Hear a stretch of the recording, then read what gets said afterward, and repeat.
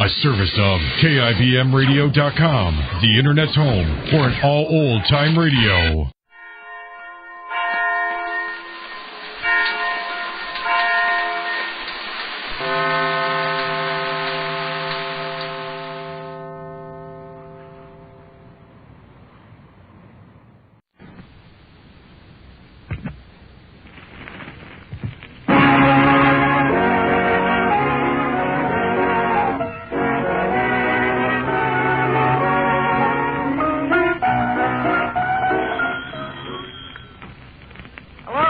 Tavern, where do you eat meat to eat? Archie the manager speaking. Duffy ain't here.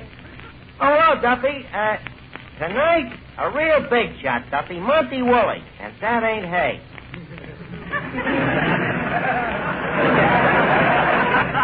Or is it? Well, you remember Woolley, Duffy, the wise old actor with a sage old brush? Well, look, Duffy, somebody's got to play Santa Claus at the Christmas party, so, as long as Monty's going to be here, the old adagio, a beard in the hand.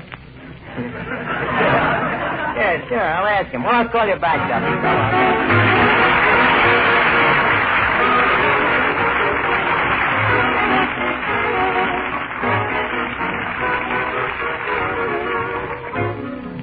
Ladies and gentlemen, welcome to Duffy's Tavern. Come in and meet Finnegan, Eddie the waiter, and Miss Duffy, our singer Bob Graham, Fleet Beat Reeves and his orchestra, and our special guest tonight, Monty Woolley, and Archie himself, Ed Gardner.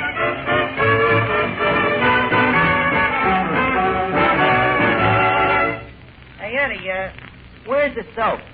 The soap? Miss Duffy, you got a new girl? No, Eddie, I want to write a poem on a mirror. Poem on the mirror? Certainly, the annual Christmas poem. And, Eddie, if I do say so, it's probably the finest opus I have ever opened. Got that real Christmas flavor. Say, any chance of a fella not hearing it? Certainly, Eddie. Listen to this thing. Merry Christmas to you all. Be of bright cheer and joyous. Leave us fuel a log on the fire. And leave not naught annoy us. Come lift your beakers and quaff us a skull. Kiss Kringles abroad in the snow. I quaff, lads, and laugh, lads. Ha-ha. Hee-hee. Ho-ho. You like it, Eddie? It'll go beautifully with that cracked mirror. Okay, here's the soap. And, Eddie, while I'm doing it, how about you Christmasing up the joint a little bit? Here, hang up these wreaths. Yes, where'll I hang them? Well, leave one dangle over each table.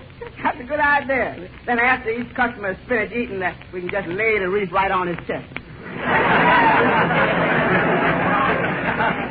Eddie, don't be so fascistic. Oh, yeah, Miss Duffy. Where do you think is the best place for me to hang these mistletoes? Well, how many you got there? Let's see. 1, 2, 3, 4, 5. Miss Duffy, you're going to hang 7 mistletoes around this joint? But what do you want me to do? Stand in one place all the time? Well, you mean to tell me that you got all these traps set for Breckenridge Hotsum soda? Oh, him. Oh, him? What's the trouble? Oh, I just found out what he's getting me for Christmas. A $2 bottle of perfume. Isn't that cheap? Well, now, wait a minute, Duffy. $2 a bottle for perfume might not be cheap. It all depends. Is it a quarter or a fifth?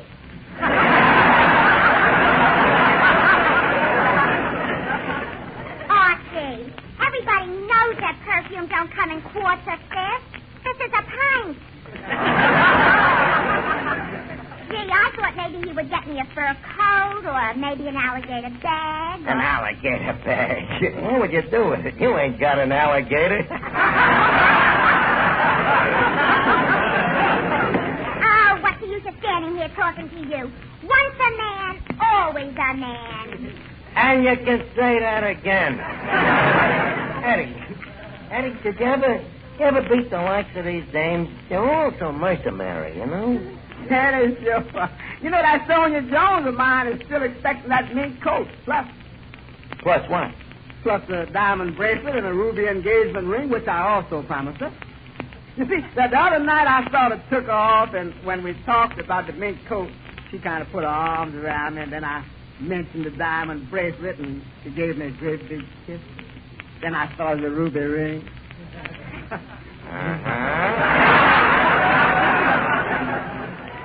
Eddie, are you crazy? Comes Christmas and she'll kill you. Who cares?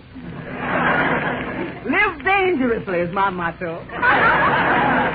You know, with me, I ain't got no problems. I'm giving every dame I know the same present. A nice, practical gift. And yes, it's attractive. What is it?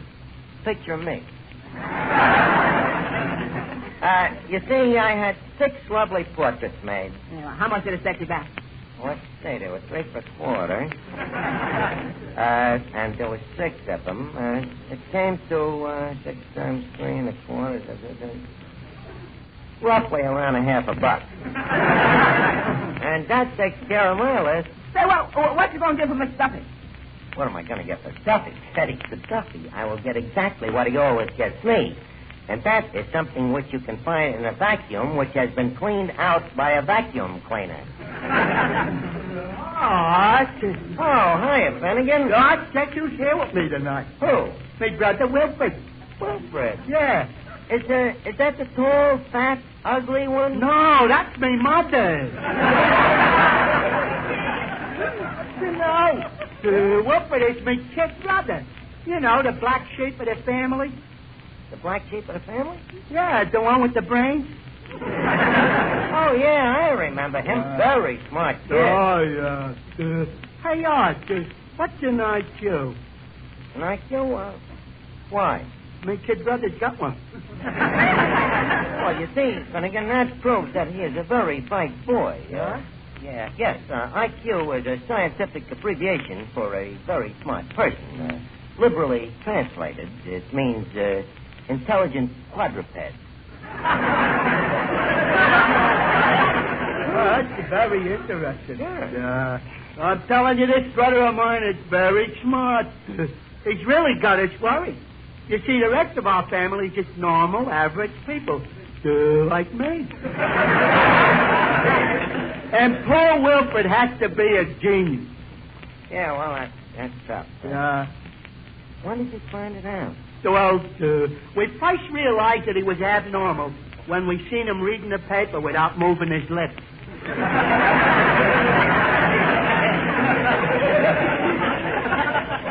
Well, you can't tell. Maybe the kid has a ventriloquist. No, he's a good boy. Wait, I'll go bring him over.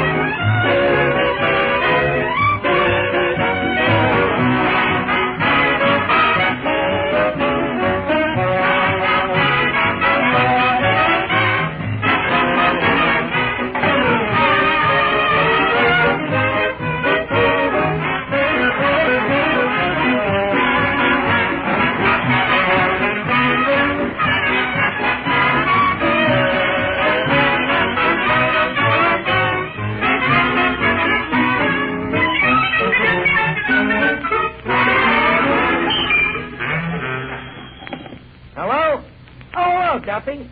What? There's a package from you arriving for me, and I shouldn't open it until Christmas. A present for me? Are you sure this is Duffy? Well, Duffy, I'm flabbergasted, you know? Well, gee, thanks. And by the way, did you receive my present yet? Well, it's probably in the mail. I'll call you back. Holy cat, Eddie. Duffy bought me a present. I got to get something from him. I got to get something. What can I... Let me see. Europa. I got it. What? I'll send him one of me portraits. Have you got a pen, Eddie? Yeah. Thanks. I'll autograph it, you know, with something nice. Let's see.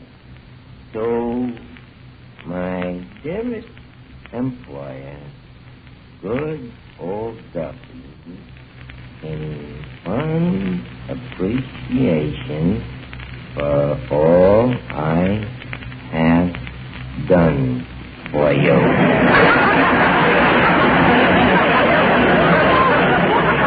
Signed, Archie. Say, Archie, Yeah, Mr. Bailey? do you think that a picture is enough of a... Listen, Bailey, he's the boss. Naturally, I can't send him as good a present as he's sending me. After all, with the kind of dough Duffy's got, you know, an inexpensive present is no skin off his flint. Say, Archie, wouldn't it be wonderful if around this time of year he sent you a lovely warm scarf? A scarf. Well, Bailey, I'm funny that way. You know, I'd rather warm myself over a gold cigarette lighter. Well, as long as it's something that keeps you warm. Don't forget, Archie, the cold sneezing is here. Would you mind to repeat that, please? I said the cold sneezing is here. The cold sneezing is here. Bailey, that joke stinks.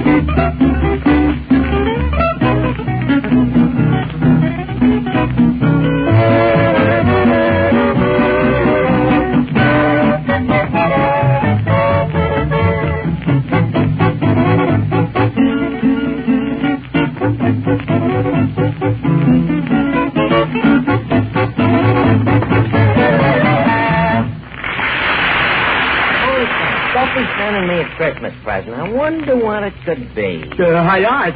Yeah, Finnegan. It's me brother Wilfred. You remember him, Art? Oh, certainly. Hello, Wilfred, my boy. Hello. My, you certainly have been growing. Doesn't that strike you as an entirely normal procedure? Well, that's how it goes. Well, how's things in school, Wilfred? Are your teachers learning you a lot of stuff? Archie, they're not learning me. They're teaching me. Oh. Well, that's what they're there for.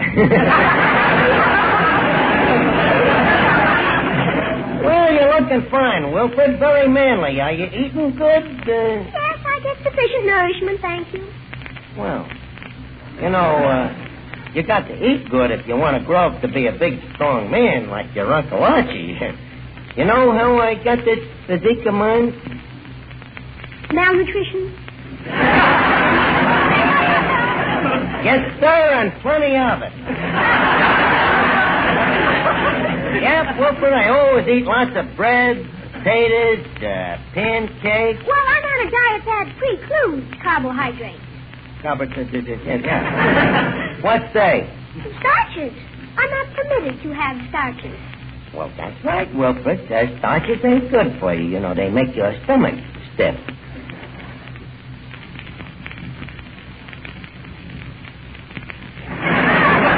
Well, see, anyways, Wilfred, I said, start the music. Wilfred, you're in for a big treat. Bob Gray, my singer, who is also a college man, has brought over a few of his, sorority brothers here. They're going to treat us with a Christmas carol. Go on, fellas, sing and make it Christmassy, huh? Silent night, holy night, all is calm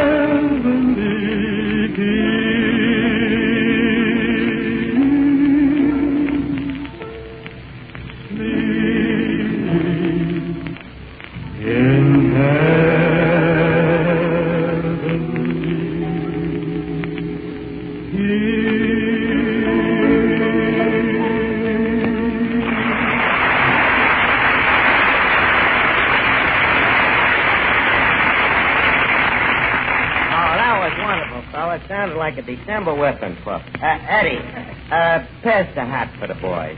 Okay. Hey, Amos, ain't that Mr. Monty Woolley coming in? Oh, yeah. Monty Woolley. Look at the guy, Eddie. Well, good evening, Mr. Woolley.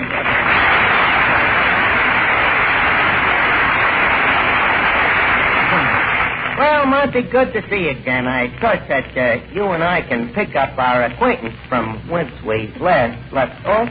I'm sure we can. My revulsion is undiminished. Well, thanks, Monty, old boy. Old boy. This is the first time I have ever heard of contempt breeding familiarity. I wish I knew if he was smiling. Monty, why is it that you take this antagonistic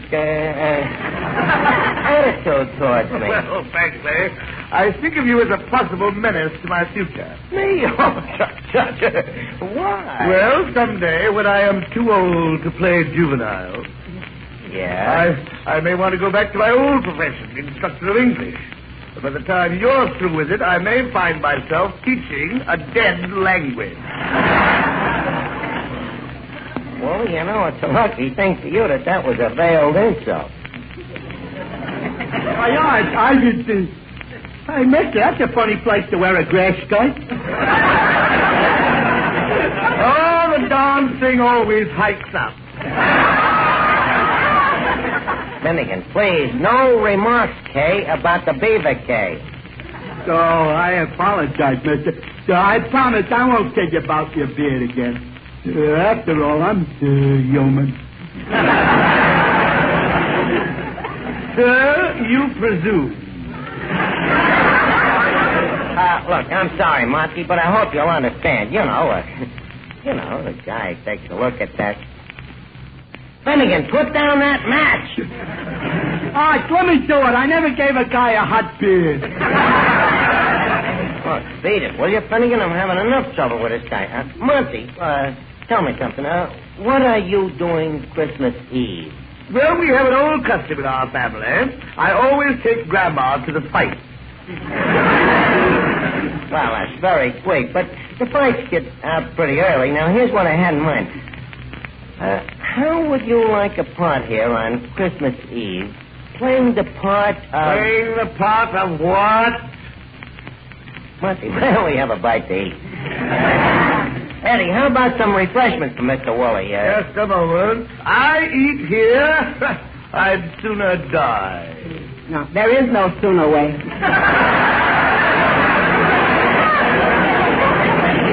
Just a second, Eddie. Mr. Woolley, don't let Eddie frighten you. The food isn't that bad. Well, have you, sir, ever eaten in this cadaver's commissary? Well, Duffy's is no Ritz. Do tell. Yes? Monty, you see, every Christmas Eve we have a big party here at Duffy's. You know, the joint is full of kids. They come down to get their fathers, you know. And we have a Christmas tree and wreaths around, and every kid gets a candied pig's foot. And, of I usually write a Christmas pageant. You can write. Like a whiz. Now, the only thing we yet ain't got set yet. Well, now, what is it? What is it that you yet ain't got set yet? Santa Claus. Now, just a second, you Brooklyn Knoll coward. Now, please, Monty, don't get excited. And, by the way, Brooklyn and Knoll don't go with each other anymore. Look, playing the part of Santa Claus, it'd be so much fun. And look what a challenge it'd be for you as a pedestrian. A challenge? Well, sure. It'd be the toughest role of your career. You playing a sweet guy. And, when you give out them toys to them little kids, think of the thrill you'll get out of it. Yes. I can already feel the patter of tiny feet on my face. Look, Martha. Please, you was a kid once yourself, wasn't you? There's no record of it. Please. Gee, if you could just talk to one of them kids and see what it's like. Wait a minute. Hey, Finnegan, is your kid brother Wilfred still here? Oh, yeah. Good. Wilfred, come here. I want you to meet Santa Claus. Now, listen, you... Look, Monty, what can you lose? Just kid the kid along a little. Did you call me, Archie? Yeah, Wilfred, I got a great treat for you. Guess who this is? Wilfred, this is Santa Claus. Well. Not the Santa Claus. That's right, young man. Ho, ho, ho. Well, son, I'll be coming down your chimney Christmas Eve. Well, thank you very much. But we have an oil burner. Say, Mr. Claus, I understand you live up at the North Pole. I do? Oh, yes, I do. You know, of course, that the average temperature of the North Pole is estimated at 70 to 90 degrees below zero Fahrenheit. Well, it does get a bit nippy. But then one can always grab a snort of... Sandy! Snort of Sandy, of course, only drinks soft drinks, Wilfred. That's right, Wilfred. Very soft. Cotton gin.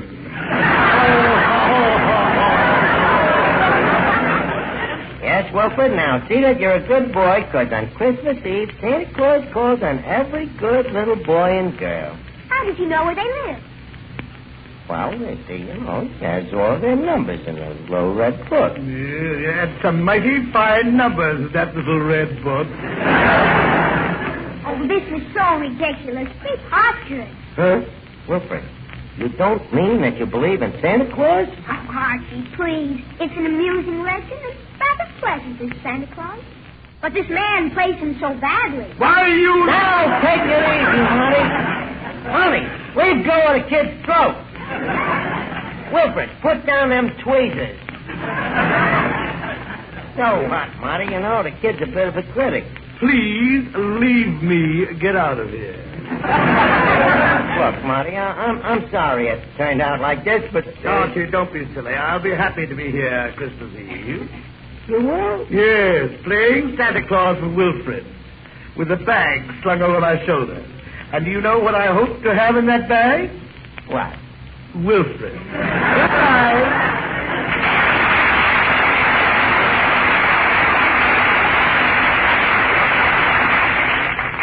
Now, you lousy little genius. Now, Archie, please. You don't actually expect an educated man of 8 to believe in Santa Claus. Don't I? Look, Wilfred, maybe there ain't no real Santa Claus with no red coat jumping down chimneys. Okay, but there is something that a kid like you should get wise to. Something that kind of makes people do wonderful things for each other at Christmas time, and I like to call it Santa Claus. It's something inside of all of us, kid, that if we're right guys, we'll turn each one of us into a Santa Claus, see? With every guy loving his fellow guy and working with him to bring goodwill into the world, peace, and kid, don't tell me that there ain't no that kind of a Santa Claus. That's sounding, Mr. Archie. And, hey, this package just comes for you. Oh, yeah? Let me look. Hey, it's my present from Duffy. Now, Wilfred, here is what I'm talking about. This packet says don't open till Christmas. But I want to teach you a lesson. See? So I'll open it. Now, here's a guy named Duffy. You know, he's mean, stingy, cheap, and yet, at Christmas time, he changes and gives me this picture of himself. Autographed to my dear employee, Archie. Where was I, Wilfred? Oh, yeah, you see? Maybe there ain't no real Santa Claus with no red coat and chimneys, but I believe that...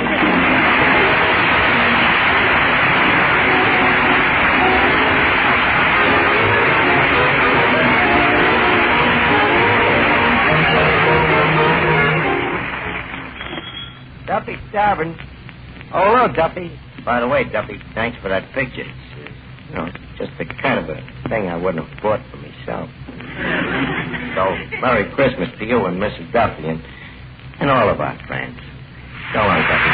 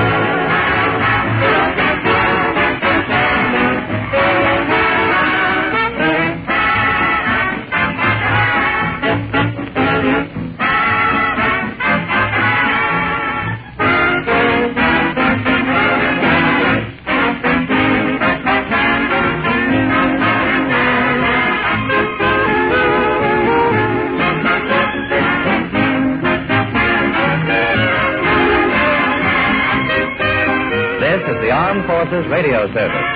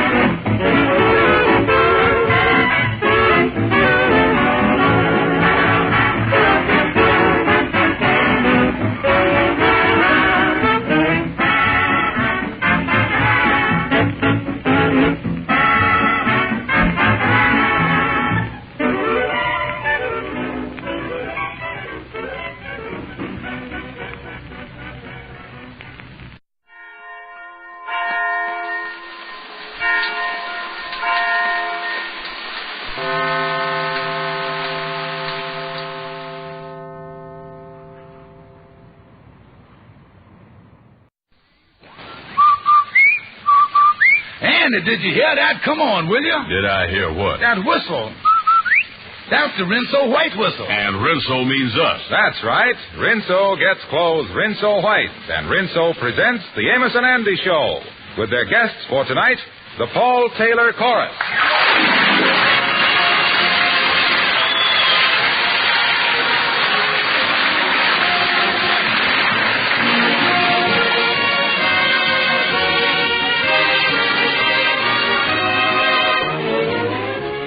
Well, it's practically Christmas, and all through the house, the youngsters are helping with everything, even the dishes. But unfortunately for Mom, that state of affairs won't last very long. She'll soon be facing a sink piled high with Christmas dinner dishes and not a helping hand in sight. Of course, Mom knows she can depend on Rinso to make quick work of the biggest pile of dishes. Why, ladies, you just fill your dishpan full of those soapy-rich Rinso suds and watch the heavy grease and sticky food particles scoot. In next to no time, every dish is bright and shining. And ladies, Rinso's easy on your hands, too. So don't take chances. Use Rinso. And now, here are Amos and Andy and their guests, the Paul Taylor Chorus.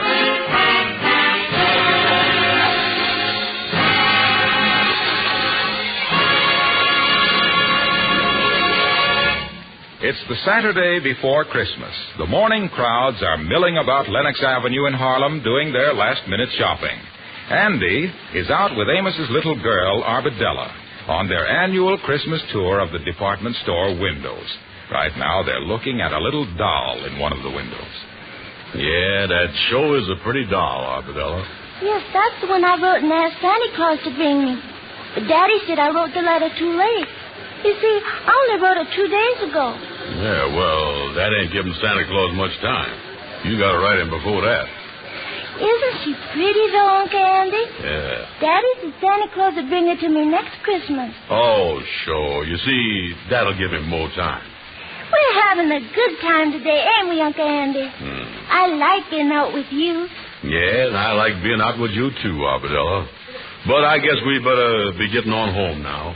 Do you think Mommy and Daddy will be home yet? Oh, yeah. They say they'd be home at 12. Uncle Andy, let me just look at the doll once more. Oh, sure, honey. She's beautiful. She's a talking doll, too. Yeah, there's the best ones, all right. That sure is a pretty dress she's got on.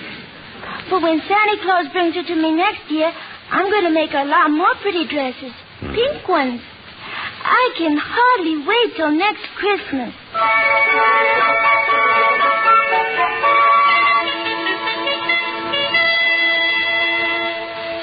Miss Andy, you sure got a lot of Christmas presents there. Yeah, Lightning, I wants to get them all wrapped up now, too, so I ain't got to do it this afternoon or tonight. Yeah, well, what is that one you got there, perfume? Yeah, for one of my girlfriends. You know, Sadie Blake. Yeah, but she like that sweet-smelling stuff already, don't she? Yeah. Well, she oughta. This is genuine imported French perfume. Yeah. Oh, look at this. They done left a price on there. 25 cents. Hey, you got a pencil, Lightning? Yeah, sir, but I ain't got no rubber on the end of it. Well, I don't care about no rubber. I just wants to put 2 in front of that and make it 2 1/4. You see, Lightning, if Sadie don't like the perfume, she'll be crazy about the price. Yeah, well, what you got in this package here, Miss Andy? Oh, them are some handkerchiefs that I'm going to give that other gal friend of mine, Evelyn Bennett. But wait a minute, Miss Andy. These has got a C broidered up in the corner. Yeah, well, last year I was going to give them to that gal Carmen that I was going with, but we done busted up 2 days before Christmas. Well, with the letter C on there, I don't see how you can give them to Evelyn Bennett. Yeah, well, I thought of that. So for the last 3 weeks, I've been calling her Cookie.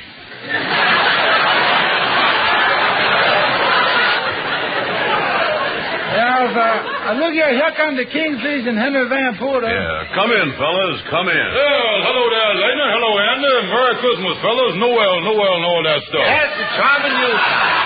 A charming Yuletide to you, gentlemen. The charming Yuletide. Yeah, charming Yuletide to you, too, Henry. Yeah, well, see you wrapping all the Christmas presents here, Andy. Any time that you want me to turn my back and not look, just say the word. Well, listen, I ain't bought you a present, Kingfish. Oh, you ain't got around to that yet, huh? Well, don't worry about it, Brother Andy. You got time. You know, my wife and me were talking about the same thing just this morning. She said to me, George, do you think that any of your friends is going to give you that bathrobe they got in the corner window at the Globe department store? Honey, you mean the blue one with the red sash around it that I'm crazy about? She said, yeah, you know, it's marked $3.95. I said, yeah, honey, that's the one size 40. Funny thing, I mean, my wife talk back and forth like that, ain't it? You know, Yes, well, you could use a new bathrobe, Kingfish. That one you had on yesterday certainly was a mess. Yeah, and by the way, Andy, I just thought of something. How big is that door at your boarding house? Door? Why? Well, I'm coming up to see you tomorrow morning with a pretty big package for you. If I can't get it in there, though, I can always take the door off the hinges, can't we? Yeah. Say, this is kind of embarrassing, because I is broke and can't afford to buy nothing for you. Nothing at all? That's right. Say, what time do you expect to be up there with that big package? Well, on second thought, it might not be as early as I expected, you know. Well, I'll be there all morning. Well, don't wait for me, though, Andy. See, I got a lot of packages to deliver. Might not get around to you till February or March. I don't know what to think. Yeah, well, I knowed it was something like that. Miss Andy, I've been trying to wrap some of these packages here for you. This is a hard one, all right. Well, what in the world is that? Oh, that's a little toy automobile I done bought for Amos Jr. You wind it up and it scoots around the floor, backs up, and does everything. I'll show you here. Yeah, let's see that there. Now, watch this. Go ahead. Look at it go. Say, that is the cutest thing I done ever seen. Yeah, see the way that thing went round there? Look at that. Well, look at this, will you? It's even got a license number on it. Yeah, let me have it, Henry. I want to see if I can shoot it around the floor again. But I can wind it myself, Kingfish. Well, let me do it, Henry. I asked for it. Yes, but I picked it up first. Well, now, don't break it, fellas. Well, Andy, can't I be the one to work it? Kingfish, I'm going to work it. Now, let's not be childish about this. All right. But I'm next on the thing. Well, I'm going to put it back in the box now before it gets broke. And I got a lot of things to do around here, too. You children better run along home now. Say, by the way, Andy, you coming over to the gathering at the Lodge Hall this afternoon, ain't you? Oh, yeah, I'll be there. Yeah, you know, all the boys are getting together. Christmas spirit, refreshment, slapping everybody on the back and all that stuff, you know. Yes, the whole gang is going to be there. I'll see you there, Andy. Okay. So long, fellas. Yeah, well, so long. Merry Christmas. Goodbye, boys. Goodbye. Well, I was wrapping this package of colored crayons that you bought for $1, Miss Andy. Yeah, go ahead, wrap that. Must I rub out the 10 cents or must I just put a $1 in front of it? Oh, rub it out. This ain't much of a gift to give a kid, is it? And those, well, it ain't bad, Miss Andy. Yeah, but she might not even like crayons. Well, she might not. After all, you don't know what Miss Amos's daughter likes. Well, the funny part of it is, Lightning, I do know what she likes. Well, even if you do, that don't make no difference because you was broke. You ain't got enough money to buy nothing more. Yeah, that's what's troubling me. I is broke. Say, Lightning, what time is it? It's nearly 1 o'clock. Say, I'm going to leave. I'll see you later.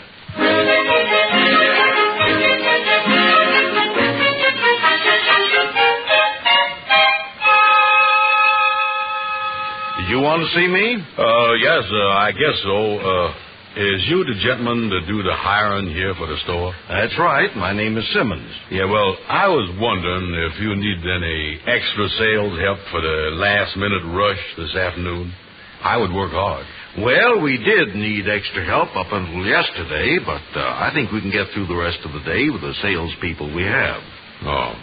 Well, thank you just the same, mister. Wait, just a minute. Yes, sir, brother. Maybe you can do it. What's that? Well, one of our Santa Claus's helpers was called home. You see, his wife was taken ill suddenly, and we could use somebody to take his place. You think you could do it? Be Santa Claus's helper? That's right. Yeah, well, I ain't never done that before. For sure, I can do it. Fine. Now, if you come down to the 4th floor, I'll give you your Santa Claus suit and tell you just what you're supposed to do. Well, thank you, sir. Thank you.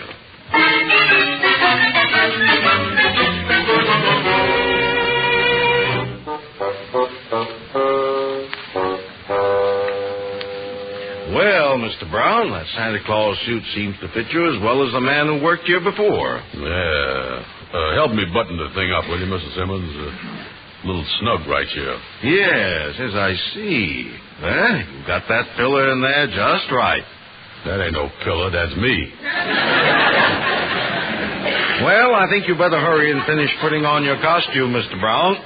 I want you to get out in the toy department with the children. Yeah, well, I guess the next thing you do is to get these boots on here. I'll sit down here and try to get in them. I'll pull them on here. Uh-oh. Mr. Simmons, you got any of that sliding powder by any chance? Why? What's the matter? The dogs is too big for the house. Wait a minute. I got one in. Now, here goes the other one. There he is. Feet, you was wrapped up plenty tight today. Well, that's fine. Now just put on these whiskers and this hat, and you're all set. Yes, okay. Now, what must I do, Mrs. Emmons, when I gets out there? Well, Santa Claus's chair is right over at the far end of the toy department. Now, I want you to listen to the little children while they tell you what they would like for Christmas. And then assure them that Santa Claus will get their message. Yeah. And the idea is that Santa Claus would have a pretty tough time of it handling everything himself if he didn't have you helpers. I think you understand what I mean. Oh, yes, sir, yes, sir. I understand all right. Yes. And if you run into any difficulties of any sort, just call the floor walker.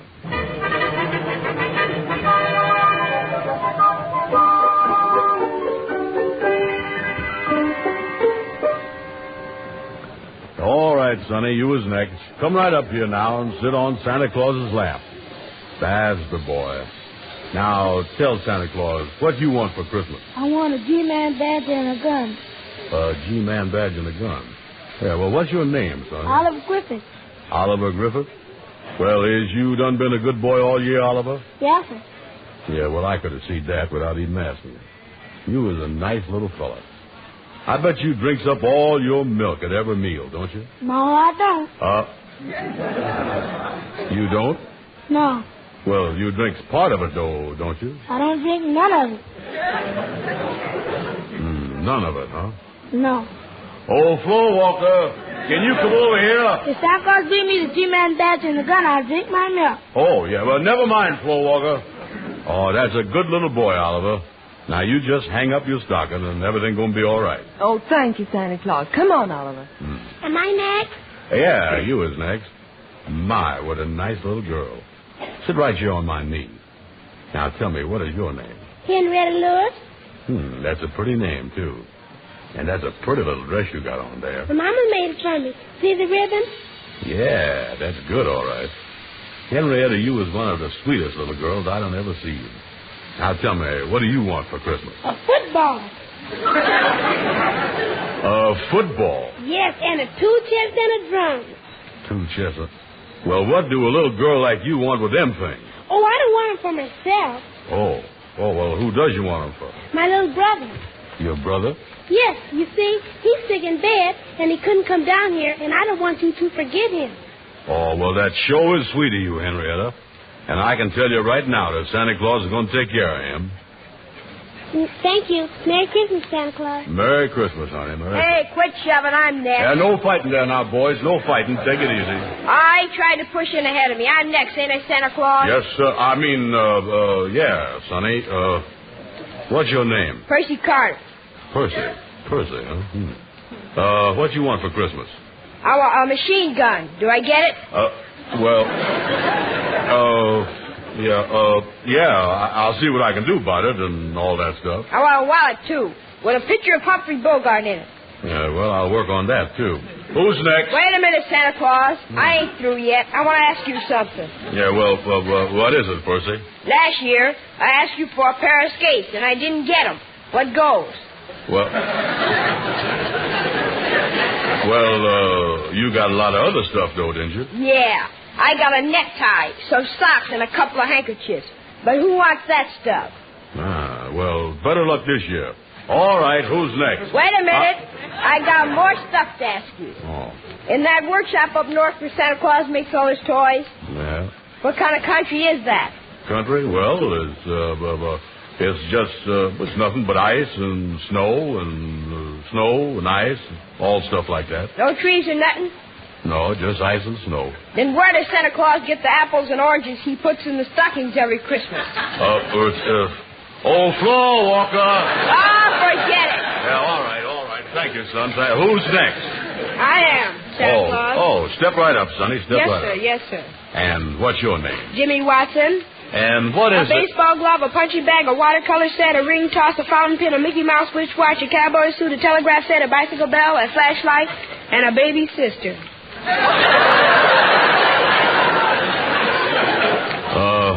Is that all you want? That's all I can think of right now.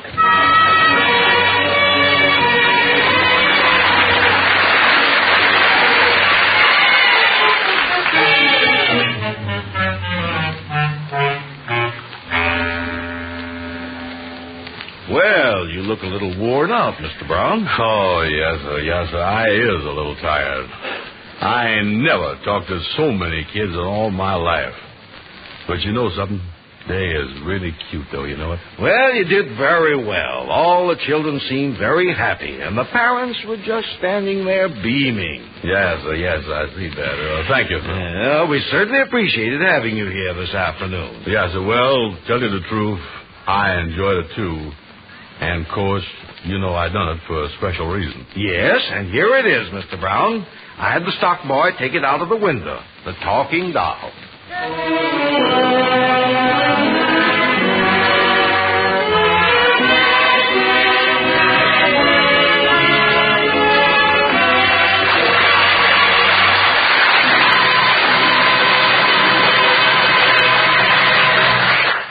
Andy has been well rewarded in his effort to get a Christmas present for Amos's little girl. We'll hear more about it in just a moment. You know, Christmas wouldn't be Christmas without holly wreaths and Christmas trees and little dinner table scenes like this one. Oh, boy! Turkey! Oh, I want the drumstick. Oh, Tommy, you're going to upset the gravy bowl. Oh, Tommy. You've got gravy all over your shirt. Well, Tommy's shirt will be a real contribution to the family wash this time, to say nothing of the tablecloth. But does that bother his mother? Well, Tommy's shirt is certainly not very pretty. But with Rinso in the wash tub, it will come out like magic. Yes, you see, ladies, Rinso soaks clothes clean in as little as 10 minutes. Just a few quick finger rubs wherever the dirt's a little stubborn, and rinse.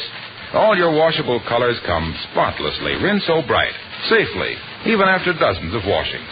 And, of course, Rinso gets your whitewash Rinso white, because those peppy, rich suds get out more dirt. So make every wash day a Rinso wash day, and you'll whistle while you work. And now, back to the Amos and Andy Show and their guests, the Paul Taylor Chorus.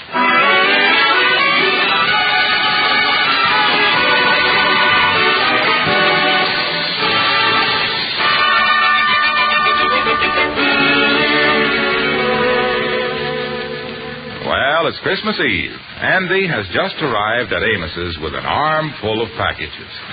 Well, come in, son. Come in. You look like Santa Claus there with all that stuff. Yeah, how is you, boy? How is you? Say, that tree looks good. Yeah, pretty, ain't it, Andy? Sure is. Wait a minute. Let me lay these packages down here on the sofa. Yeah, tell me this. You making the rounds now, huh? Oh, yeah, making the rounds, spreading good cheer and all that stuff, yeah. Boy, that is a pretty tree. You got a lot of lights on there, too. Yeah, we've been saving them for 2-3 years. You know, they're pretty hard to get now. Oh, sure. I know. We just decorated that tonight.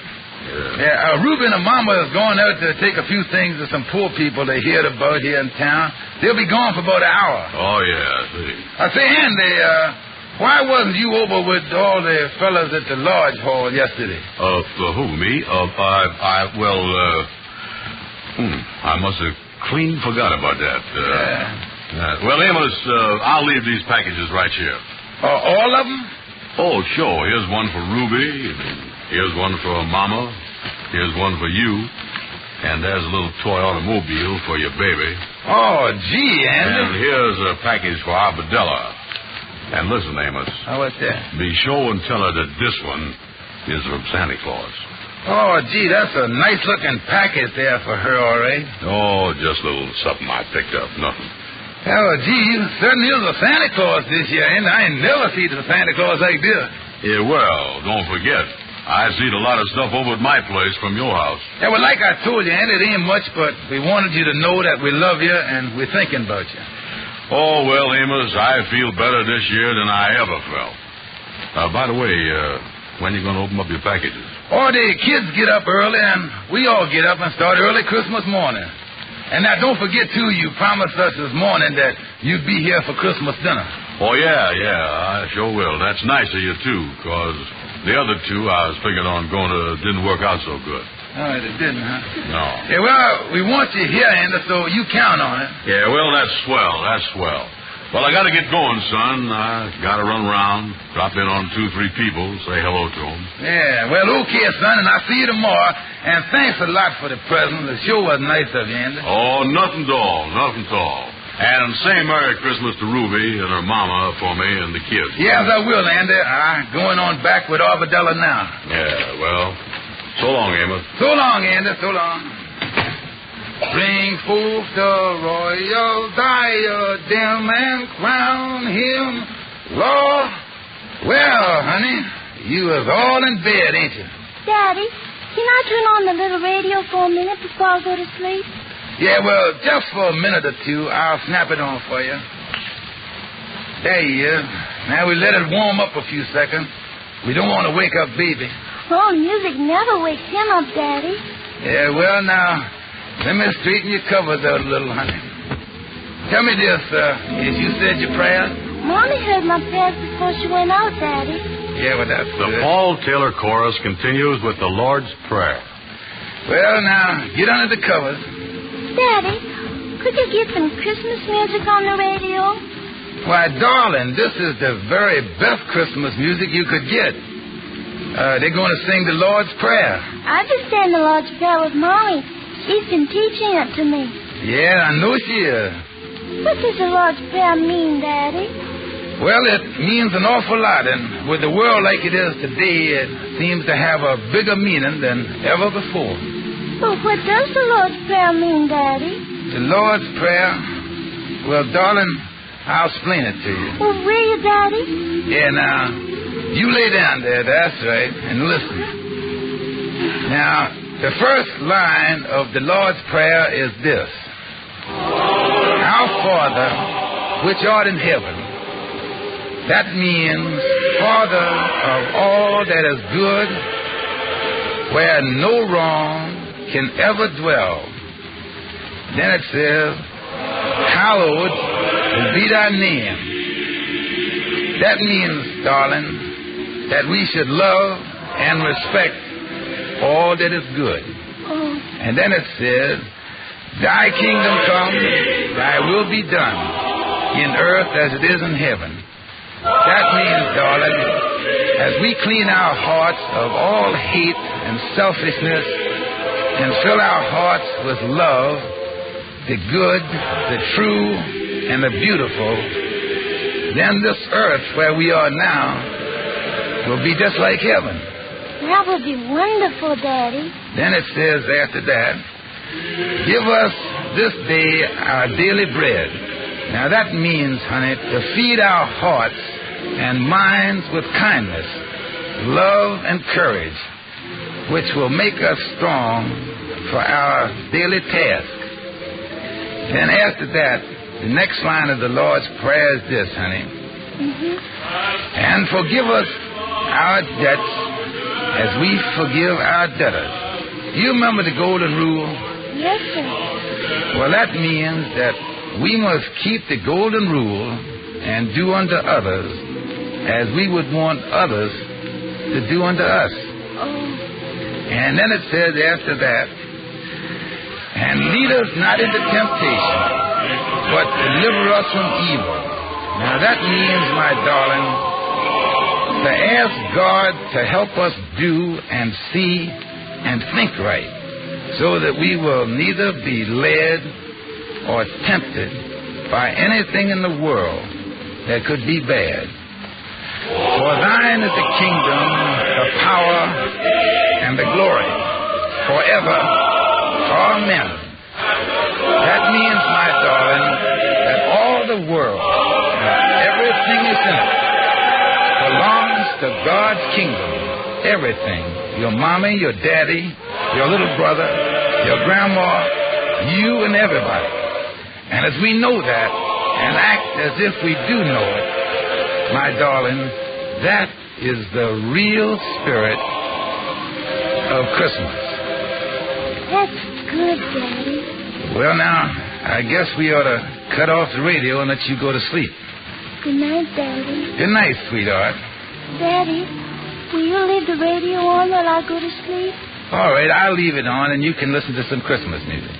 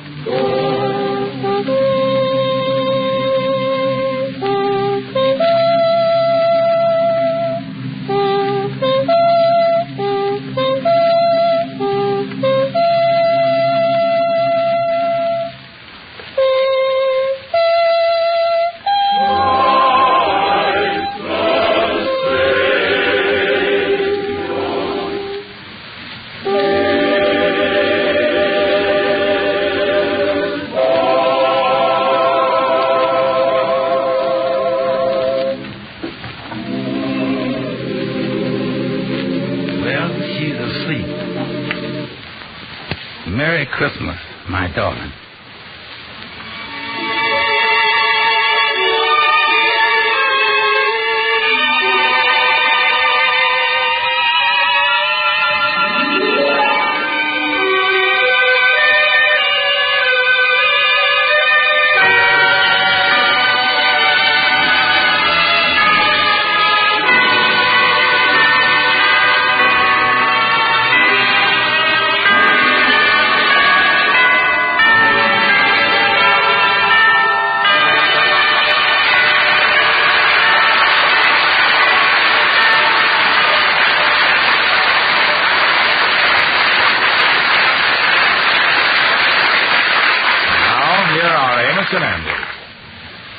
How do you do, ladies and gentlemen? Hello, folks.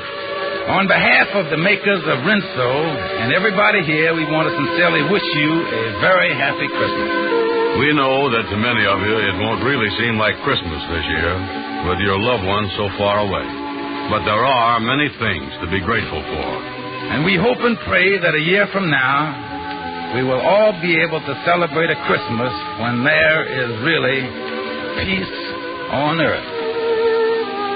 Good night, folks. Merry Christmas.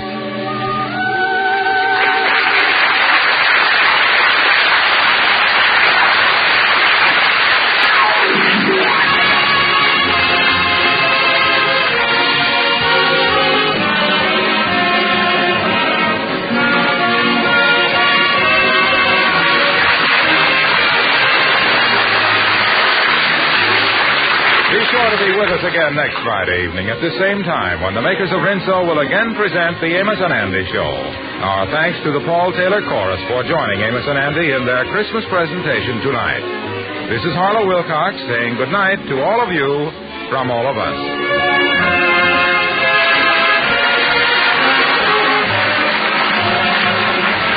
This is the National Broadcasting Company.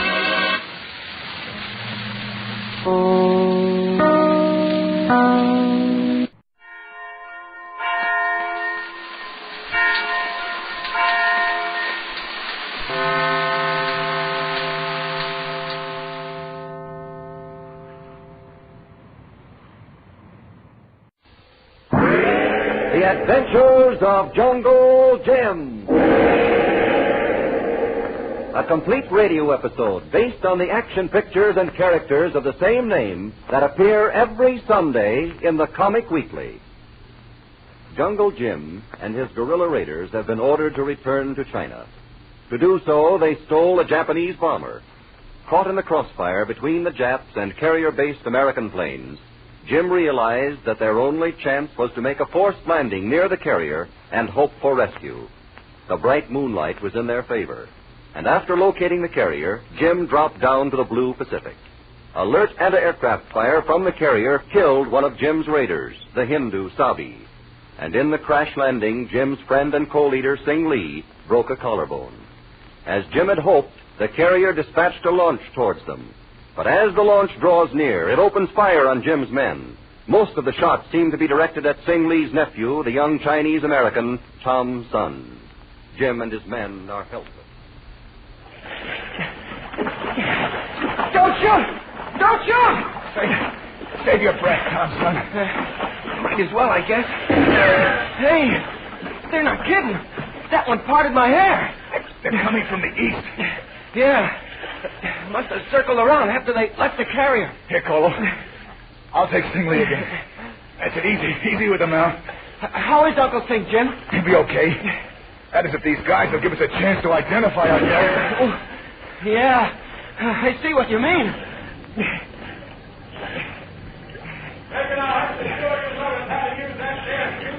Hey, sailor, relax. We're American. Whitey, what? Relax, I said. Listen, we're Americans. The solid jerks, that's what they are. The long-haired ickies that are too trigger-happy to care who they shoot at. And I thought the Navy was regular.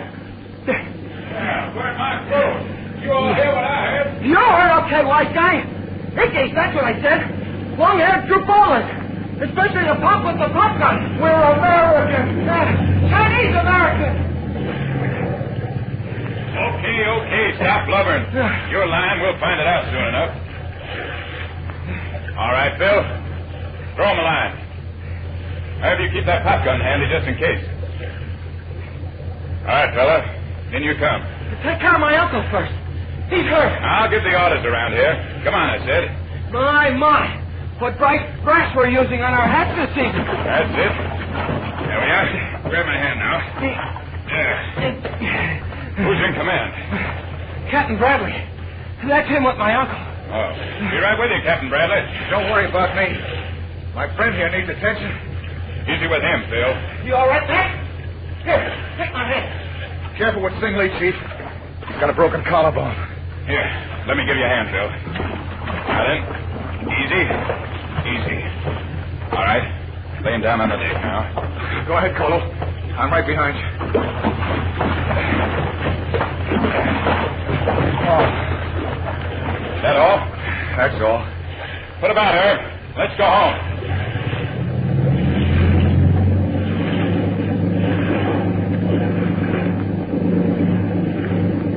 Now then, let's see what we've got. Yeah, it's kind of a mixed assortment, ain't it? It's a wonder if there's anything left of us after the way you sniped at us. Captain, this here boy of yours. Tom Son's the name, Admiral. Okay, Tom Son. Mine's Tex. And it's CPO, not Admiral. I've been in the Pacific going on 3 years, Captain. I reckon I know the Japs too well to trust a single one of them. Oh, I don't blame you for expecting Japs, Chief. Seeing that we're in a Jap plane, but start shooting before... Well, we saw Tom Son here through the glasses. From a distance, no offense, kid, he looked Jap. Well, that was enough for us. Hey, how come you was in a Jap plane anyway? Oh, that's a long story, Tex.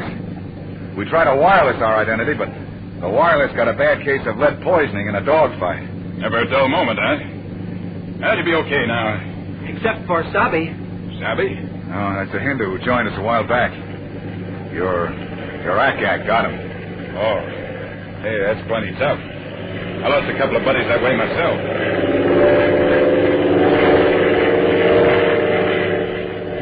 Hey, those babies are traveling. Yeah, must have just took off. Man, oh, man. Say, I didn't know you had all-night patrols, Tex. Well, we've been under condition red since just after we spotted you upstairs. Condition red? What's up? Don't know. Wish I did. But them planes mean just one thing for somebody. Trouble. Yes, there's trouble ahead, all right. Trouble and excitement. We'll see what form they take in just a moment. Right now, I want you to think about Sunday morning. You know, Sunday morning is a highlight in just about every home in the land. It's one time that most of us can make faces at the alarm clock. And then Sunday breakfast is a family event with special treats to eat and no gulping them down to rush off to the office or factory or school. And best of all, there's that invitation to a bit of healthy laziness, the Sunday paper. Its features and specialties have become an American institution. And one of the strongest of American institutions is the Comic Weekly. Its brilliant full-color pages make Sunday morning adventure time. Page after page of your favorites appear in the Comic Weekly. Over 24 of them. No wonder the Comic Weekly is Sunday's brightest highlight to 15 million readers. It comes to you with 15 of the country's great Sunday papers, and one of them brings it to this city. Read it this Sunday. Look for the figure of Puck and the words, the Comic Weekly, at the top of the front page. Now, back to an American aircraft carrier in the South Pacific and Jungle Jim. Captain Bradley? Captain Bradley, wake up, sir. Who is it? The skipper would like to see you now, sir. Huh? Oh, it's you, Tex. What time? 7 o'clock, sir. Oh, the sea air certainly agrees with you. Gosh, I slept like a rock. Well, just let me get my shoes on. Hey, where are my friends? They're all at breakfast, sir. Colonel Sing Lee is in the sick bay, but he had a good night. Doctor says he'll be as good as new. Oh, that's fine, Tex. It's fine. Say, that houseboy of yours, that Malay character. Cole? Is that his name? Well... He's no houseboy, Tex. Cole's the best friend a man ever had. Oh, no offense, sir. He's certainly got a man-sized appetite. Well, he's a lot of man. Which way do we go? Oh, this way, Captain. Tex, what's your skipper's name? Oliver, sir. Bill Oliver. Wild Bill? Well, sometimes the reporters call him that. The name sounds very familiar to me somehow. Oh, tell me, did you find out what all the excitement was about last night? Yes, sir. And it ain't over yet. What is it, Tex? Well, it seems there's a Jap sub stalking us. You can imagine how those monkeys would like to get a heavy carrier like this. Sure I can. Kind of hard on the nerves, though, isn't it? Yeah. It's a thing you never get used to. Oh, here we are, sir. Okay, sailor. CPO Condon reporting with Captain Bradley. Well? Condon reporting, sir. This is Captain Bradley of the Army. Oh, yes. Come in, Bradley. Dismissed, Condon. Aye, sir. I took the liberty of ordering you some breakfast, Bradley. Oh, very thoughtful of you, sir. Sit here, won't you? Thank you. You have some marmalade? Home was never like this. Thank you, sir. You don't remember me, do you, Bradley? Yes, I do. Both your name and your face, but for the life of me, I can't place you. Think back about 2 years. 2 years? Well, I was in the States then. Yeah. Think of a restaurant in San Diego run by a retired brigadier general named Matt Crowley.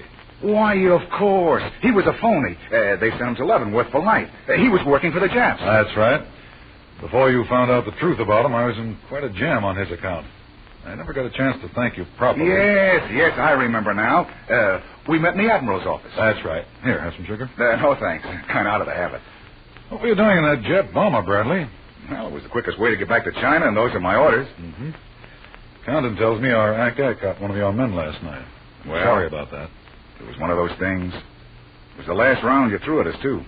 Before your gun stopped all of a sudden. Yeah, we picked up the Jap sub about then, but so far we haven't been able to locate him. Oh, come. Lieutenant Jensen reporting, sir. Yes, ready to take off, Jensen? Aye, sir. The captain said you had special orders for me, sir. Well, just call it a suggestion. Now, if I were that sub and wanted to lie low, I might head for Negros Bay. Coral Reef, sir. Right. And I'd know the carrier knew about those reefs and wouldn't look for me among them. Roger, I'll head for Negros Bay, sir. I would. Sir. Oh, forgive me, Bradley. Lieutenant Jensen, Captain Jim Bradley. Mighty glad to know you. Oh, thanks. The same here. You couldn't use a backseat driver, could you? You mean on this trip? Well, if the skipper...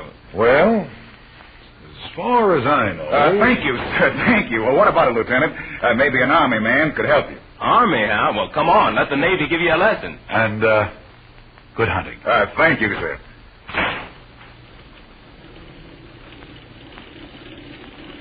That's our baby ready to take off. The rear seat's all yours. Oh, swell. But, well, tell me, what about your gunner? Well, won't need him on this jet. His helmet should be there. Yeah, it is. You better put it on. Plug in the intercom so we can talk. You're right, you are. It's a little large for me, but there, that's better. Hello, can you hear me, Captain? Sure, first rate. How about me? Doing fine. You better close your hatch. I'm revving her up for takeoff. Roger.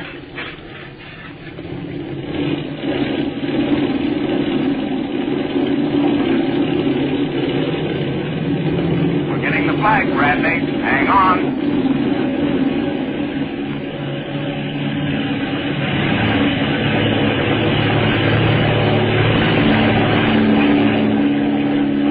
See how you fellas get off a flat top so fast. Those planes of ours can do everything but bake a cake. Hello downstairs there. Come in, please. That you wait. This is Whitey Jensen. I thought it was. Took you so long to take off. Go on. You'll never see the day you can do as well. Any sign of Charlie, Abe? Area 1, Whitey. I've orbited from point 3 to 8.5. Lot of nothing. Okay, chum. See you later. Yeah. Good luck, Whitey.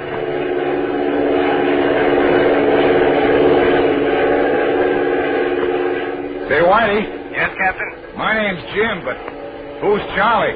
Oh, Charlie's a little man who lives in Tokyo. As soon as he gets wise that we call him Charlie, then we'll call him something else. Oh, I get it.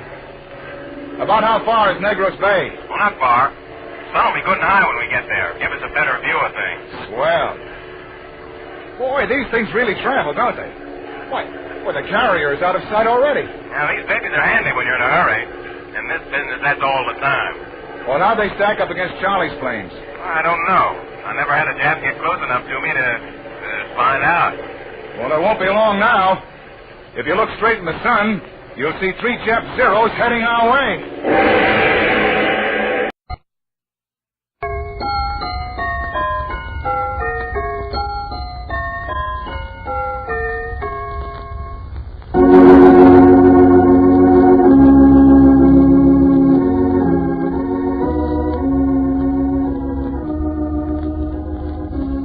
Merry Christmas, kind friends and neighbors. This is Marvin Miller, your storyteller, about to bring you one of the sweetest stories ever told, The Gift of the Little Shepherd, by my good friend Walter Hank Richards. Be of good cheer, men of all nations. On this night in Bethlehem, the Christ was born.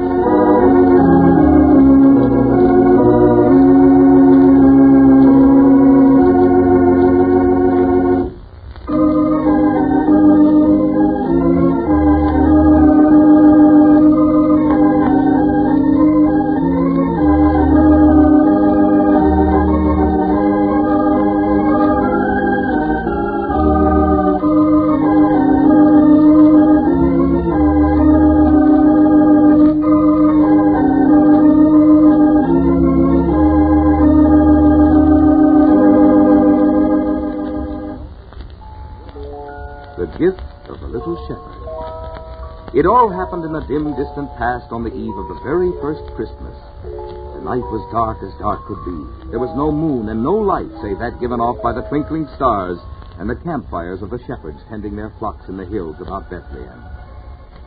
Around one of the campfires sat a very young shepherd named Joel and his uncle, a very old shepherd. Suddenly Joel heard a lamb crying out for its mother. He stood up and cupped his hand behind his ear. When the lamb bleated again, he woke his uncle. Hark, good uncle.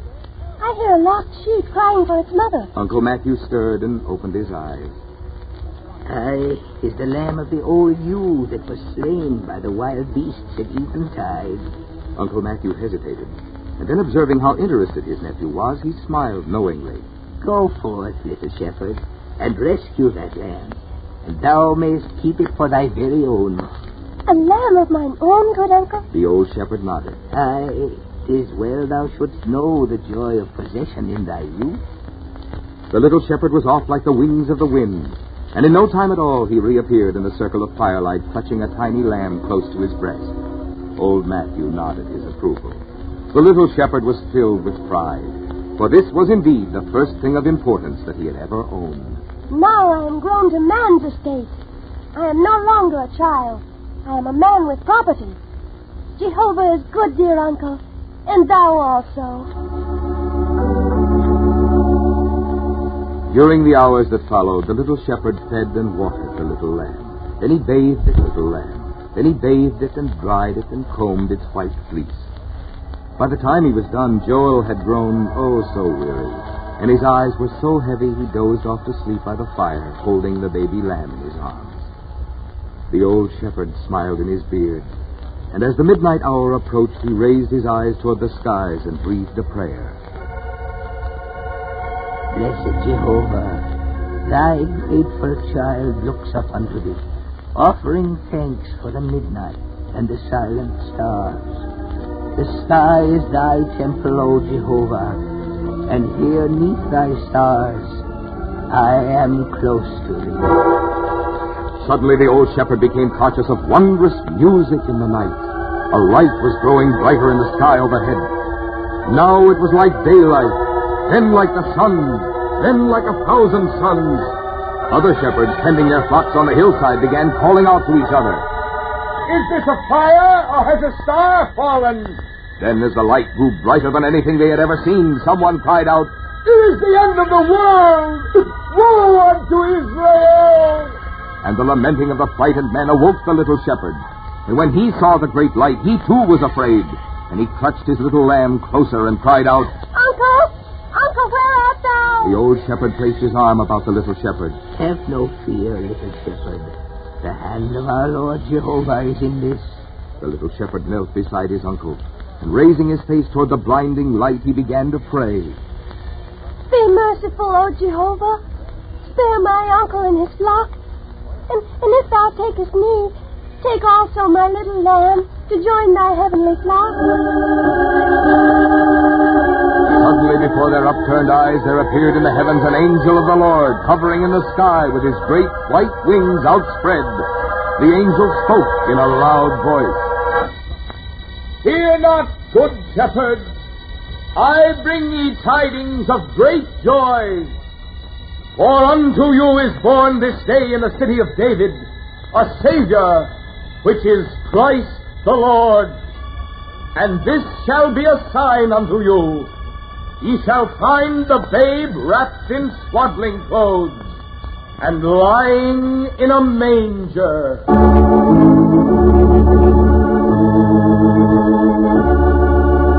The light faded from the heavens, and the angel was gone. But there remained in the sky one bright blue star, the brightest, bluest star they had ever seen. Old Matthew gathered the frightened shepherds about him. Heard thou the angel of the Lord? Is what he said. The Messiah is born in the city of David, which is our Bethlehem. We must hasten to proclaim him, the King of Kings.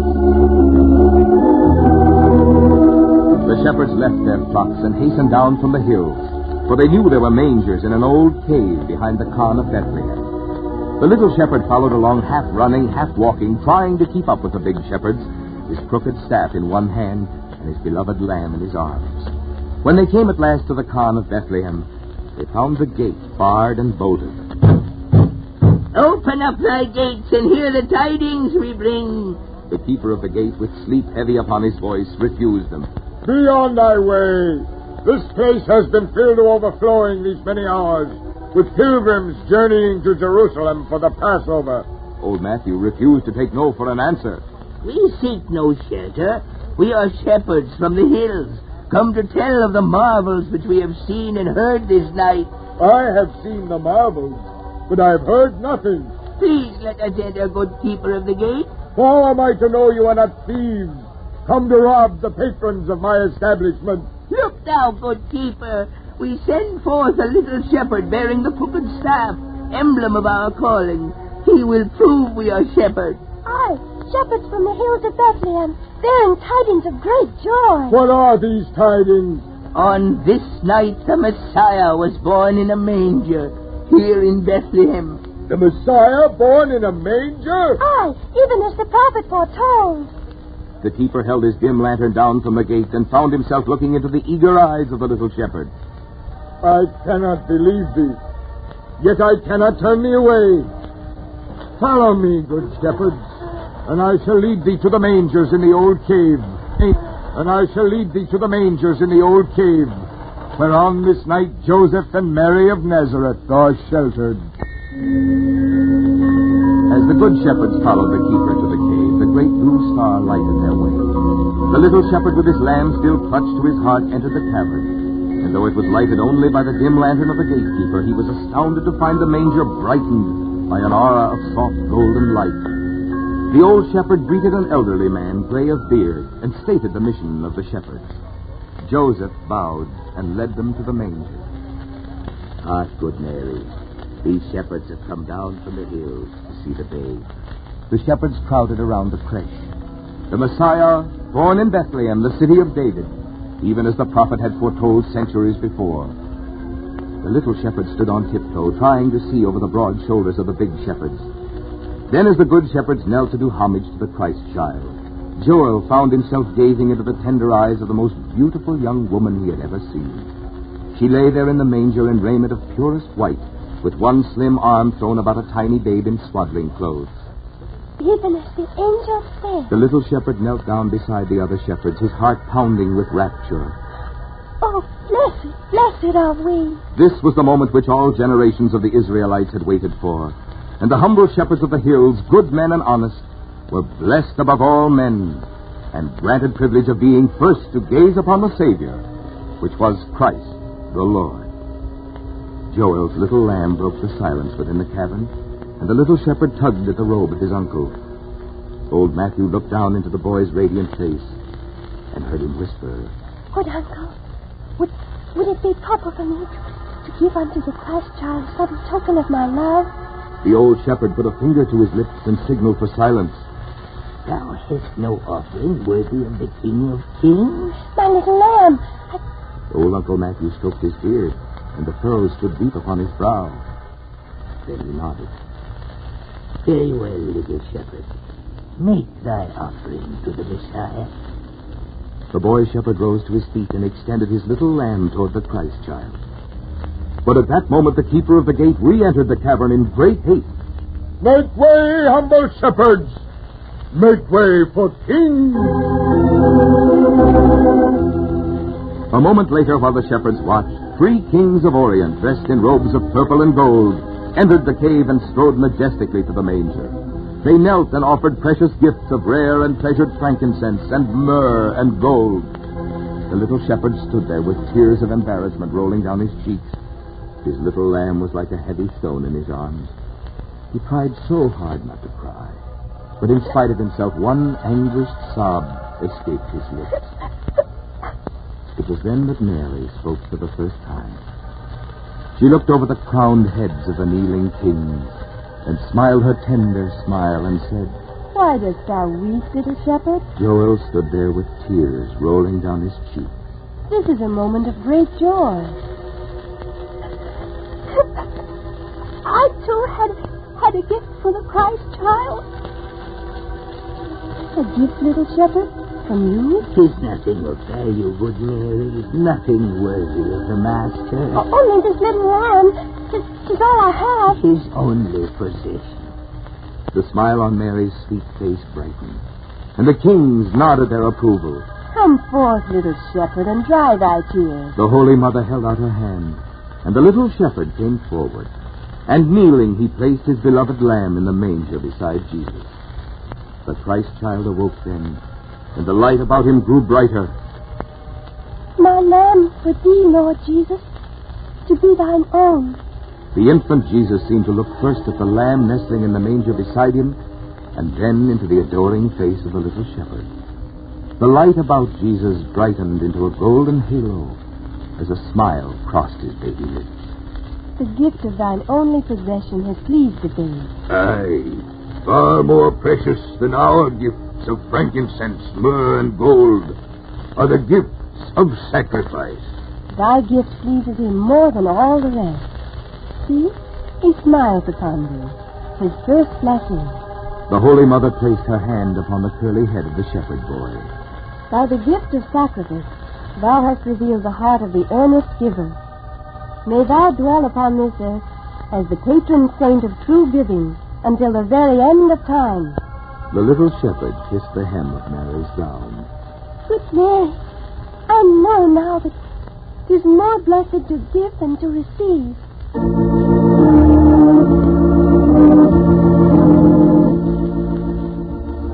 And that little shepherd boy who was present on the first Christmas grew into manhood and has lived on down the ages as the spirit of Christmas giving.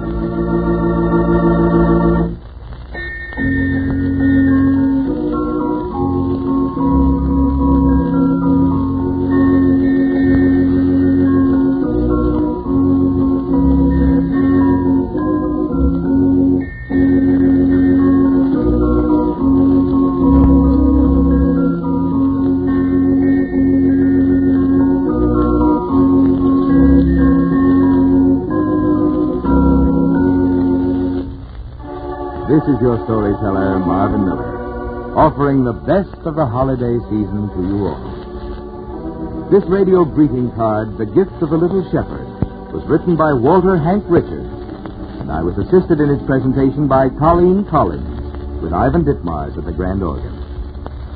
This is the Merry Christmas Broadcasting System.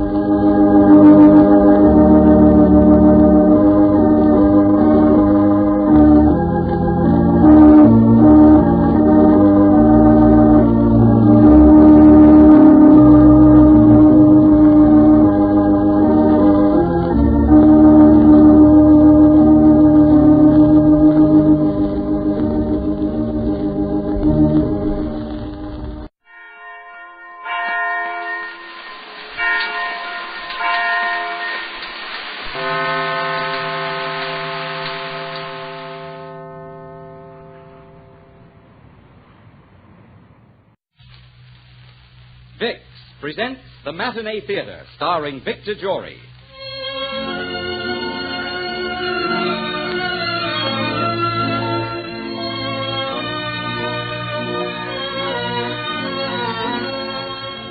Vicks, the makers of Vicks Vapor Rub, Vicks Vatronol, Vicks Cough Drops, and Vicks Inhaler, brings you the Matinee Theater, starring Victor Jory in a most unusual Christmas play.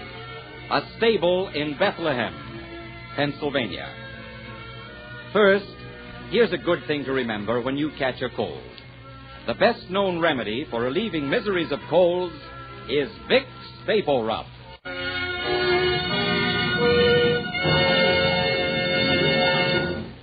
Ladies and gentlemen, today from the stage of the Matinee Theater, Vicks invites you to enjoy a modern miracle play. A different kind of Christmas story with a special meaning for all of us. A Stable in Bathlehem, Pennsylvania.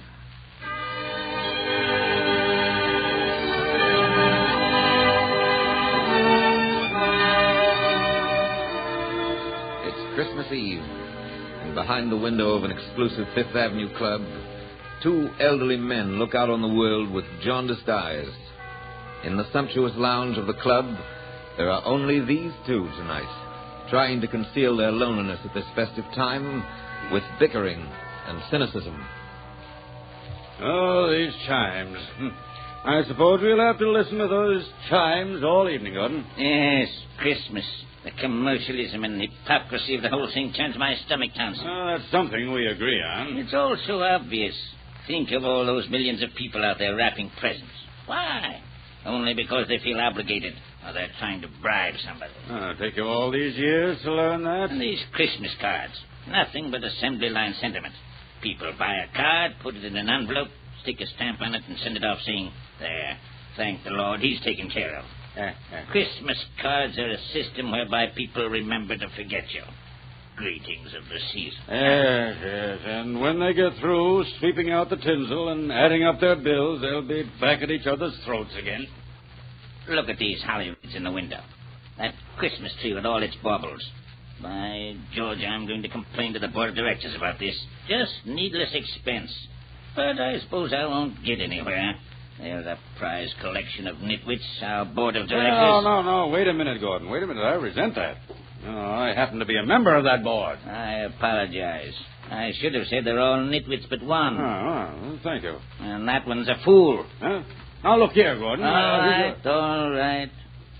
You know, Townsend, I'll make you a wager. What's that? I'll bet not 1 in 50 people down there in the street knows the story of Christmas, of Bathlehem, the shepherd. Oh, they know the story, all right. The strange thing about it is that they believe it. You're right. The miracle of Bethlehem is a myth. Are you sure of that, sir? Huh? What's that? Who are you? You're new here, aren't you? Yes, I am. Oh, I see. A substitute, eh? I suppose because some of the staff are home trimming their Christmas trees, celebrating. We don't matter, of course. We just pay our dues. I'm here to serve you, gentlemen. And probably getting time and a half because it's Christmas Eve. Well, we want 2 hot toddies. That's the only real thing about Christmas, the club's toddies. Yes, sir. And hot means hot, not lukewarm. Wait. Tell me something. Yes, sir. What did you mean just a moment ago when you said to me, are you sure of that? Well, sir, you said the story of Christmas, of Bethlehem, and the shepherds was a myth. Yes, I said that. What about it? I'm sorry, sir. I must disagree with you. What do you mean by that? Well, sir, you see, the story of Christmas is true. I know that for a fact. It happened again only a year ago. Oh, stop talking in circles, man. Explain yourself. Just what are you driving at? The eternal story of Christmas, sir. It happened to real people. I heard about it from someone I know. Heard about it? From whom? Well, let's say he was a friend. He drove a truck carrying freight from here to Pittsburgh. 2 or 3 of them traveled together, as you might say, in caravans. An ingenious beginning. Caravans of trucks, is it? Like camels in biblical days, eh? You might say so. All right. Go on with your story. It was last Christmas Eve, just a year ago tonight, gentlemen. This friend of mine, his name is Michael, was driving through Jersey on the way to Pittsburgh, and this night he was alone on the road. The other drivers were home with their families. As he passed through towns along the way, he saw the houses and churches lighted up, and his heart was heavy with loneliness. Suddenly, snow began to fall so thickly that he could hardly see anything ahead of him. Mike drove along slowly, feeling his way. And all at once, the figure of a man loomed up in the flood of his headlights, stood there, motionless in the middle of the road. Mike had to slam on his brakes so that he wouldn't run over him. Hey, now, for the love of Mike, man, what do you mean, stand in the road like that? You could have got yourself rolled flatter than a pancake. Are you crazy? I'm sorry, mister, but I had to stop you. Yeah? A soldier, huh? Well, what's the idea? What do you want? Are you heading west? Sure, that's my general direction. Why? Well, could you give us a lift? Just a little way even into some town, maybe? Us? Yeah, me and my wife. You're right. So what are you talking about, soldier? I left it back at a big sign over there while I tried to stop you. Back of the sign? Hey, what in... Look, it kind of protects it from the wind. We've got to get into some town quick, mister. Yes, you said that before. But what are you two doing out in a night like this? Well, you see, we're in a little tourist camp down the road, and there was no chance of getting a doctor there, so we thought we could pick up a ride. Look, mister, my wife's going to have a baby. Well, for the love of... Why didn't you say so in the first place? What do you use your brains for, anyway, fella? Well, I... Yes, well, don't you know they've got to be kept warm? Now go and get her. Oh, thanks. I'll only be a minute. Mary, Hey, run up against on the road. A fine thing. Me, a delivery boy for the store. I must have seen that sign 100 times. Golden Rule Department Store. Our slogan is, do unto others as you'd have others do unto you. Well, they couldn't have picked a better sign. Look, Bud. Hurry up. Oh, we're ready, mister. Okay. Get in. Gosh, lady, you look half frozen. I am kind of cold. Well, when I shut the door, the engine will warm me up. Now, don't be afraid of crowding me. The seat's plenty wide for the three. All set? Yes, sir. Okay.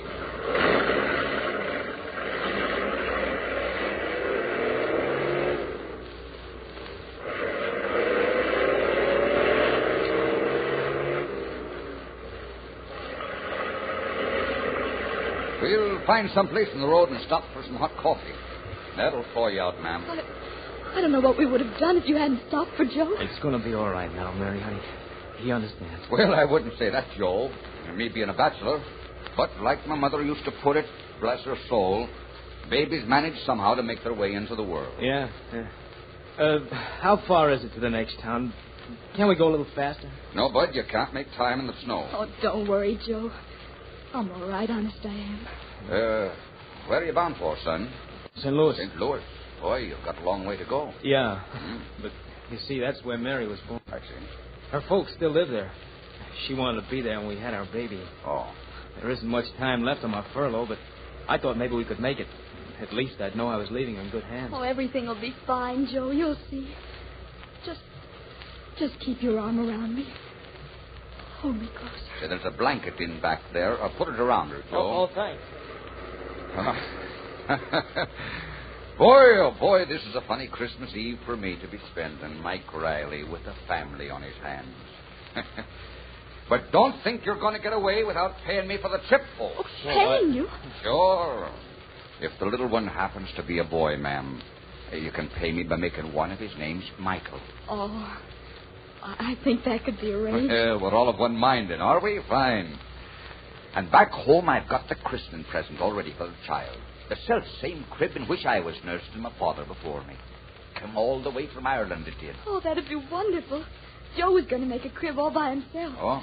You see, he was a carpenter before he went in the army. The best carpenter you ever saw. No, honey, I wasn't that good. Never try to argue with a woman, Joe. What about that crib I'm going to give you? Now that's something for a baby to stretch himself in, with plenty of rooms to kick his legs in the air. Hand-carved it is. All of it. And right at the head are 2 angels. The little fella can't open his eyes without seeing them. And this fine crib with all the trimmings is yours, ma'am. Oh, we'd feel very proud to have you as a godfather, Mike. Thank you. You don't mind if I call you Mike? Mike it is, ma'am. The only time I get Michael is when I see it on my pay envelope. Yeah, I'm always Joe. Last man that called me Joseph was the minister who married us. Remember, honey? Yes, he was so nice. He said, Joseph, do you take this woman? And Mary, do you take this man? Gee, my knees were so wobbly I could hardly stand. Yeah, I remember how funny you look. Watch us, son. Oh. What's the matter? Oh, nothing. I just feel a little sick. Mike, we've got to get her to a doctor. Oh. What can we do? We're going as fast as we can. If we go any faster, we'll end up in the ditch. We're going to do our best, soldier. And that's about all we can do.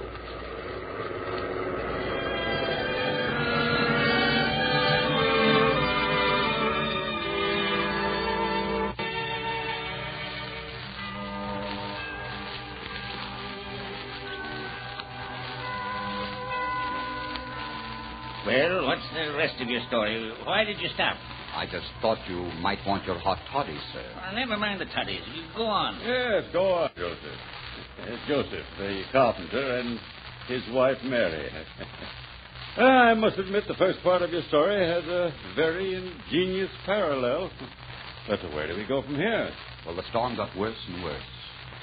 And the truck staggered on through the blizzard. It was a night that never seemed to end. Joe and Mary held on to each other desperately, like two frightened children. Mike was groping for words to help them. It wasn't easy. Come out of it, you two, now, will you? Come out of it now. No matter what happens, you have each other. Think of me riding up and down this road day in, day out. You don't know what it means not to have someone you can put your arms around and love. Oh, I know, Mike, but Mary's hardly more than a kid. We've had so little time together.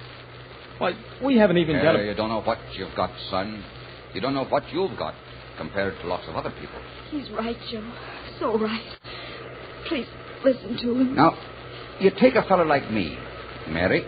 I go along the road passing by houses with all the lights shining out at me and the kids laughing and dogs barking and people safe inside their houses. And it gives me an emptiness in my stomach.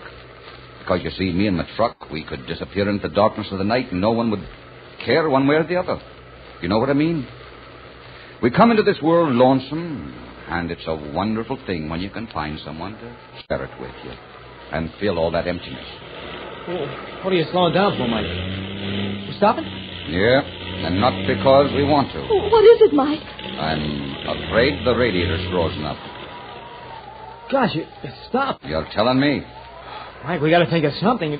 Mary's feeling awful bad. And now keep your shirt on, son. We can't stay here in the middle of the road. No, we can't. Here, Joe, take this flashlight. Open the door. All right. What does that sign say on the other side of the road there? There. Can you see? Yeah. There? 1 mile to Bethlehem. 1 mile to Bethlehem. Why, I know where we are. You're going to be okay, Mary, okay. 1 mile. Might as well be 1,000 miles right now. Not as bad as that, Joe. There's an old guy lives down the road a little way. Just much of a place. It used to be a livery stable. And when horses went out of style, the old bird stuck a couple of gas pumps out in front. Yeah, but do you think he'll help us out? Sure, he'll help us. I buy gas from him, I do all the while. He's one of those Pennsylvania Dutchmen. Folks call him Papa Bauer. Come on, Mary. Put your arms around my neck and I'll carry you. I'm sorry to be so much trouble, Mike. Trouble? Think nothing of it, kid. Take the flashlight, Joe. Yeah, all right. Ah, you're just a little wee bit of a girl, Mary. I can hardly feel you in my arms. You feel all right, honey? Of course. I know we're safe now, dear. The snow's getting deeper. Better stay here in the middle of the road, Mike. We'll be there in a minute. Let me hold your hand, Joe. Sure, honey, sure. I'm scared. I'm scared, Joe. Hold on to her hand tight, Joe. That's what she wants more than anything else. I'm all right. I've got to be all right. Gotta hurry, Mike. Where is this place? I can't see anything but snow. We'll get there, Joe. We've just got to keep going, too. Keep going. It's not far now. Well, look, there it is. Where? There. I knew it was around here. Take Mary, Joe. Let's see if I can wake up the old man. Come on, Bauer, open up the door. I suppose he isn't home. He's got to be home. Bauer, wake up. Who is? What you want? Open your house. Open the door. Mike Riley. Come on downstairs. Make it snappy. Mike Riley? Yeah, and I got trouble in my hands. I've got to use your telephone. I need some hot water for my truck. It's froze up down the road. I'll be right down, Mike. Just a chance. Give me the bit of my pants. Okay. We'll be inside in a minute, Mary. How are you feeling? Oh, fine, Mike. If you could only make Joe believe it. Don't worry about him. He believes it, don't you, Joe? Huh? Oh, yeah, sure. You've got to forgive him, Mary. He can't help acting like a father. Yeah, that's right, honey. That's all. Mary. Mike has fainted. Mary!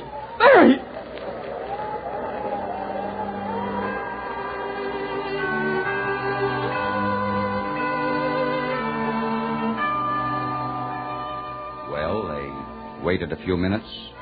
Joe and Mike and Mary. Minutes that seemed like hours. Papa Bauer finally came down and let them in. And there they were, Mary and Joseph and Mike Riley, in a stable near Bethlehem, Pennsylvania. That's pretty good.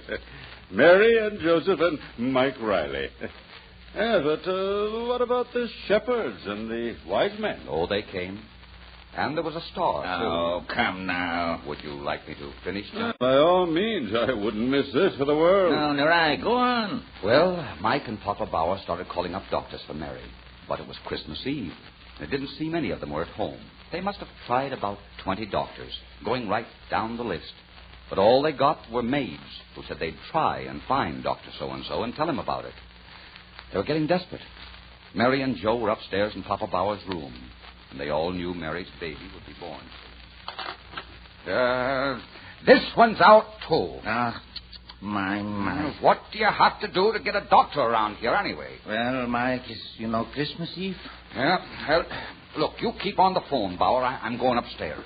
Let me know if you have any luck. I'll keep my drum.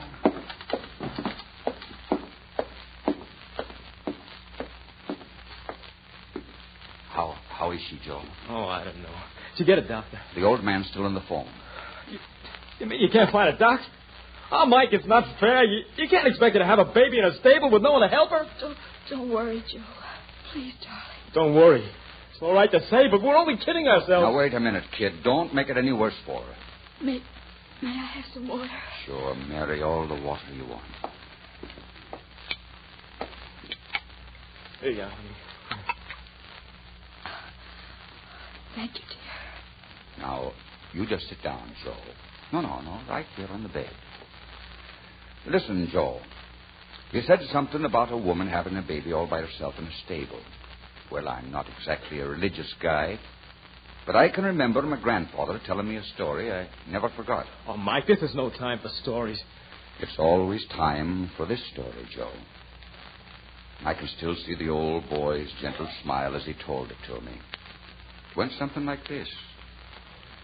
The birth of young Jesus, he'd say, was a miraculous thing. It happened in those days that Joseph came to Bethlehem with his wife Mary, who was great with child. There was no room at the inn for them, no accommodations. But there in a stable, she brought forth her firstborn child, a son, and wrapped him in swaddling clothes. And because she didn't have a crib, she put him in a manger. Now, in that part of the country, near Bethlehem, in the Holy Land, there were some shepherds keeping watch over their flocks by night. And what do you suppose happened? An angel of the Lord came down to them. The glory of the Lord shone all around them. They were pretty scared, these shepherds. But the angel said to them, you don't have to be afraid. I'm bringing you tidings of great joy, which shall belong to all people. Right now, in the city of Bethlehem, a child is born. He's the Savior of all men, and you'll find him lying in a manger. And suddenly, with the angel was a heavenly host praising God and saying, Glory be to God in the highest, and on earth peace, goodwill toward men. It's beautiful, Mike. I only wish I could have told it to you like my grandfather did. Mike, come and sit down. Well, I guess maybe Bauer caught up with the doctor. Oh, I hope so. I'll be right back. What is it, Bauer? Did you find the doctor? No, but listen. Listen. Do you hear? Wait a minute. That's police sirens. I wonder what is the trouble yet. I don't know. Hey, they're coming here. Is he coming? Maybe now we can get some help. Don't you see? Maybe they can round up a doc or take Mary to a hospital. All right, you guys. Come on, stick 'em up. It's okay, Chief. I got him covered. What goes on here? Are you coppers nuts or something? Yeah, what do you want? You'll find out. Keep reaching for the ceiling. Now, wait a minute, you guys, and keep quiet, will you? There's somebody upstairs who needs a doctor and needs him back. We know all about it. We brought a doctor along. Did you hear that, Mike? Yeah. All right, Dr. Henshaw. I'll keep these two guys covered. You upstairs. You too, Wilson. And be careful. They may be desperate. Okay, come on, Doc. Say, Chief, what's the big idea? You phoned for a doctor, didn't you? Sure, but we didn't hope for this kind of service. I am a quiet, law-abiding man. Everybody knows Papa Bow. Never mind.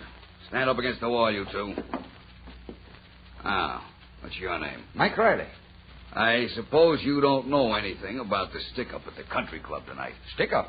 Oh, listen, Chief, I'm a truck driver on my way to Pittsburgh. Now I'll tell one. Well, it's true. But truck's parked just up the road with a frozen radiator. Hey, Swenson, go see if there's a truck around here. Yeah, Chief. What I can't understand is who sent you here. Yeah, all we did was phone for a doctor. And that's where you made your mistake. Huh? One of the doctors you phoned was Dr. Henshaw, one upstairs. He's a member of the Bathlehem Vigilance Committee. Which? You heard me. A group of professional businessmen who make it a point to suppress crime. And what's the criminal about what's happening here? Quiet. 3 members of the committee were at the country club when you pulled off that stick-up. Dr. Henshaw, Lawyer Marshy, Mr. Davis, who owns the Golden Rule department store.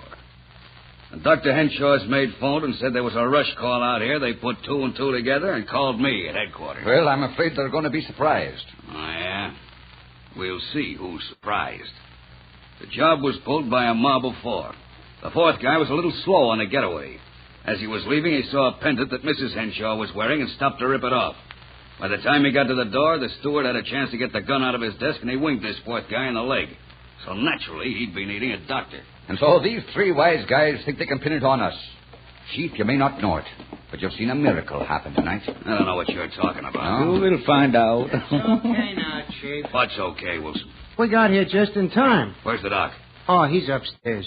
And you ought to see the little rascal who caused all this commotion. This ought to be good, Bauer. Yeah. I don't see what's so funny. You should have seen him, Chief. Sweet as a lamb. Huh? Didn't he make any fuss? Not a single yip out of him. Did he pull any rough stuff? Only grabbed hold of my finger. Wilson, you've been drinking. Now pull yourself together. Listen carefully. What did he say? Will he talk? Well, in a year, maybe. You can't expect too much. Wilson, what are you talking about? The baby, of course. Did you say a baby? That's what he said. I heard him. Well, full of flat-foot. Now, Chief, watch your language. There's a child in the house. I was going to kiss him, but Dr. Henshaw said I might give him germs. Did you hear that, Bauer? It's a him. Yeah, is it not wonderful? I'm in my stable already. Listen. Will you be listening to him now? With a pair of lungs like those, there's no telling what he'll make of himself in the world. And now, Chief, if you put that gun down, I'll be on my way upstairs. I think I'll go with you. Oh, sure, and why not now? And you know, once the little darling sets his eyes on my beaming countenance, he'll be nothing but smiles. And while I'm at it, Chief, I'm going to ask him what he was doing at the country club tonight. You know, he's much too young to be doing gallivanting.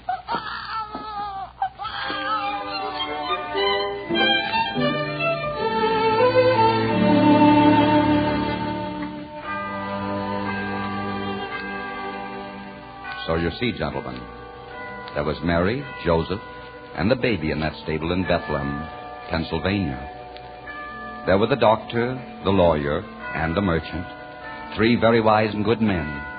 And though they'd made quite a mistake, the police were there, too. Shepherds of the law, you might call them. In many ways, it was like the story of that other Bethlehem. And, as I said before, there was even a star. A star? Oh, yes. Remember I said the policeman was trailing a stolen pendant? Yes. Well, that pendant was a star sapphire. And that's what the wise men and the shepherds were looking for when they arrived at Papa Bauer's stable. Well, star sapphire. Think of that. And did these wise men of yours bring gifts? Yes, sir. The merchant, Mr. Davis, brought clothes for the baby from his store, dressed him fine and warm. And the doctor gave Mary and Joe a big Christmas dinner, brought it all the way out to Papa Bauer's. Mike was there and half the police force. What about the lawyer? Oh, he did his part. He made all the arrangements for Mary and the baby to go to her folks in St. Louis in real style. What do you think of that? What do I think of it? I think it's one of the most heartwarming stories I ever heard. I think it calls for a drink. Right, and you must join us, waiter. What do you say to some hot Christmas toddies? You're very kind, sir, but I must ask you to excuse me. Nonsense. Your story has turned what promised to be a long, dreary evening into a most enjoyable one.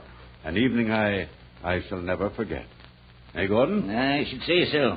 This is the first Christmas Eve in years that I haven't felt, Lonely is the word you're looking for, Gordon. Yes, that's it. Lonely. If I may say so, gentlemen, there's never any need for loneliness, and especially at Christmas time. There's a cure for loneliness, and it's very simple. All you have to do is to find someone who is poor and unhappy, and bring them the warmth of charity and understanding. Now, if you'll excuse me, I have to attend to my duties. You know, Townsend, there's something strange about that fellow. Yes, but I did enjoy his story. Townsend, maybe there's more to Christmas than we thought. Possibly we've built a shell around us, a shell through which the good things, the kind things can't get through. Yes, and it took a waiter to show it to us.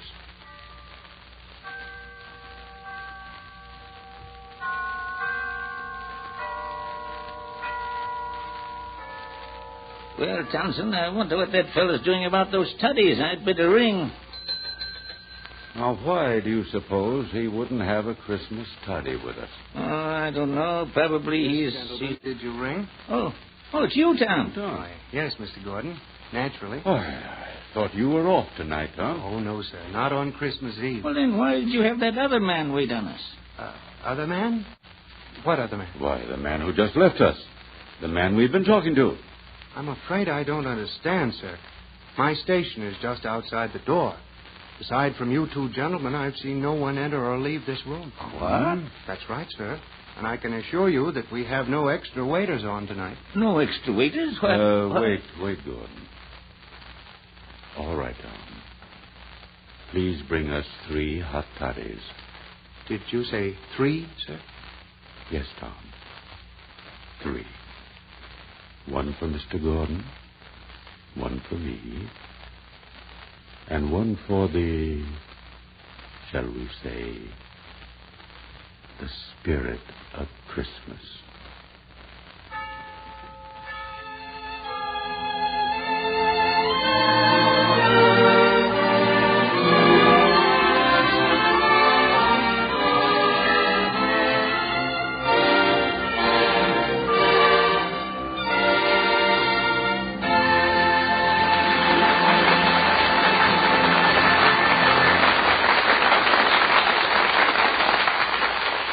This is Victor Jory, friends. I do hope you've enjoyed our Christmas play. And you know this Christmas is unusual because Americans will observe Christmas this year in many, many parts of the world in many different ways. Yes, in many different ways. As one small voice in the never-to-be-still spirit of Christmas, I want to express you the deep and sincere holiday wishes of all of us who bring you Vic's Matinee Theater. Our producers, our cast, our director, our writers, and our technical men, Mr. Warno and his orchestra, and our sponsor, Vic's.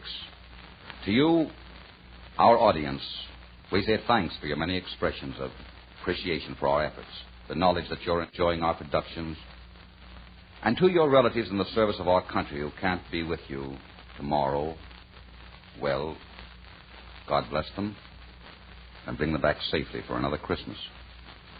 Thank you, and a very Merry Christmas.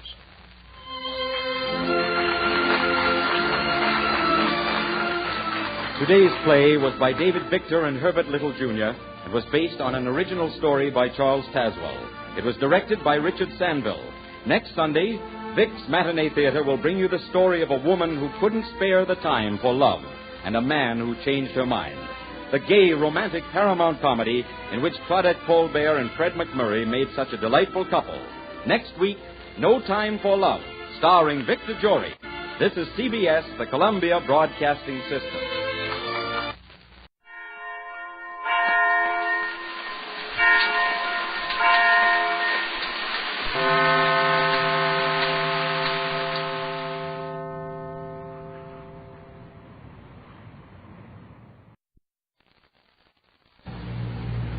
Kate Smith Hour.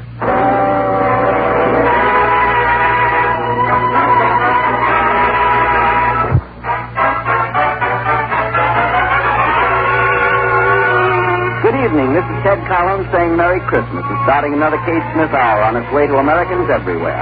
Tied up with holly and red ribbons to be opened under your Christmas tree tonight comes our annual Yuletide show divided into packages as follows. The Aldrich Family, comedian Jackie Gleason, Jack Miller and the boys. Now your hostess, Kate Smith.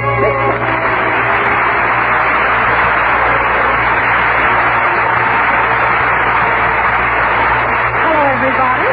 We open our first Christmas package to find Kate Smith singing When My Ship Comes In.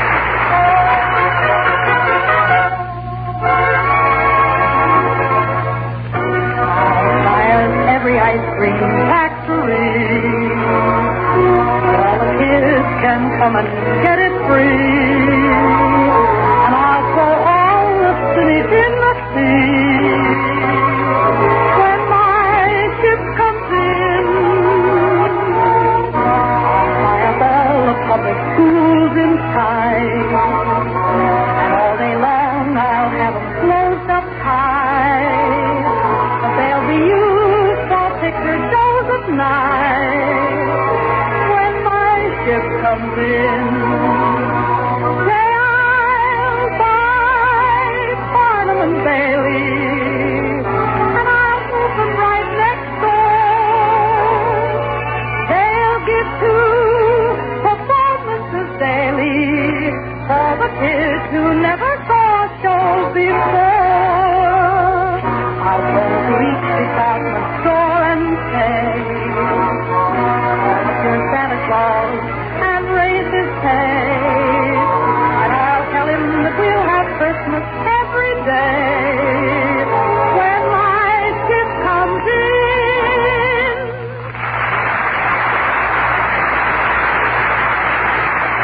Everybody knows this musical signature.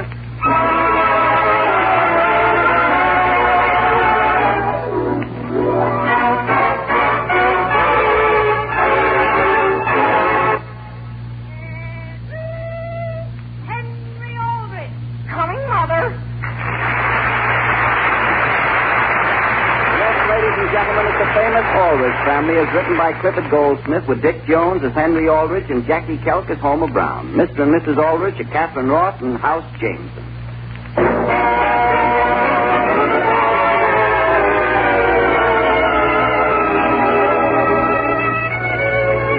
You know, at Christmas time, which is above all else a family celebration, what could be more appropriate than to drop in on the Aldriches and their neighbors as they're led around and around the family circle by teenage Henry.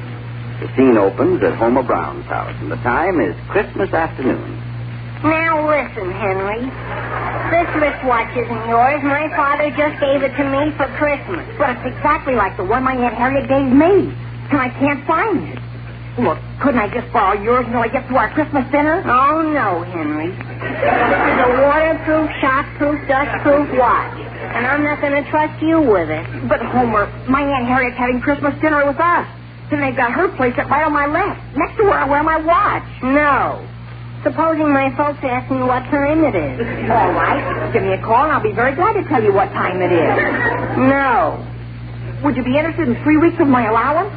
Well, 3 weeks?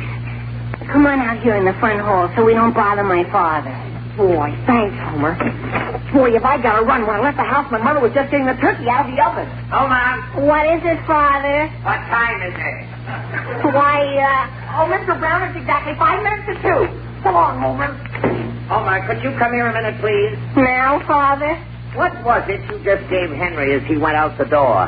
Why, I tell you, Father, he's going to give me 3 weeks of his allowance. I want you to march over to Henry's house and get your watch back, or you'll go without your allowance for 3 months.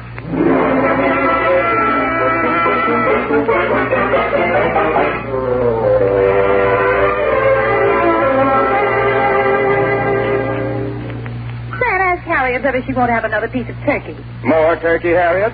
No, thank you. Where in the world were you able to get turkey? Why, we shot this one, Harriet. It was flying over the house. Henry, is is that watch I gave you keeping good time? Oh, yes, Aunt Harriet. It doesn't lose it. It hasn't lost. It's swell. Who could that be at the door? I'll see who it is. Don't you want me to, Mother? No, thank you, Mary. I'm already on the way. Let me see the watch, Henry. Oh, you want to see it? Here it is, Aunt Harriet. Hello there, Homer Brown. How are you doing, Mrs. Aldrich? Could I speak to Henry a minute? I'm sorry, but Henry's at dinner. But gee, Mrs. Aldrich, my father says I have to see him. Homer, Henry will be busy all afternoon entertaining his Aunt Harriet. But Mrs. Homer, Aldrich... I'm quite sure anything you have to say can wait until morning. Goodbye, dear, and Merry Christmas. Okay, Mrs. Aldrich. The only thing is... Alice, who is it? Homer Brown, Sam. He never comes over here except when we're eating.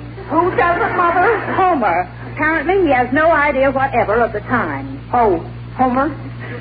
Homer Brown? What's the matter with him? Nothing. Nothing. I'll clear the table, Mother. Mary, you help get the dinner. I'm sure Henry would be glad to clear the table. Oh, yes, Mother. Gee, considering all the swell Christmas presents I got, the least I can do. Put everything on the big kitchen table. Yes, Mother. Hey, Henry. Hey, Henry. Gee, who's that? It's me.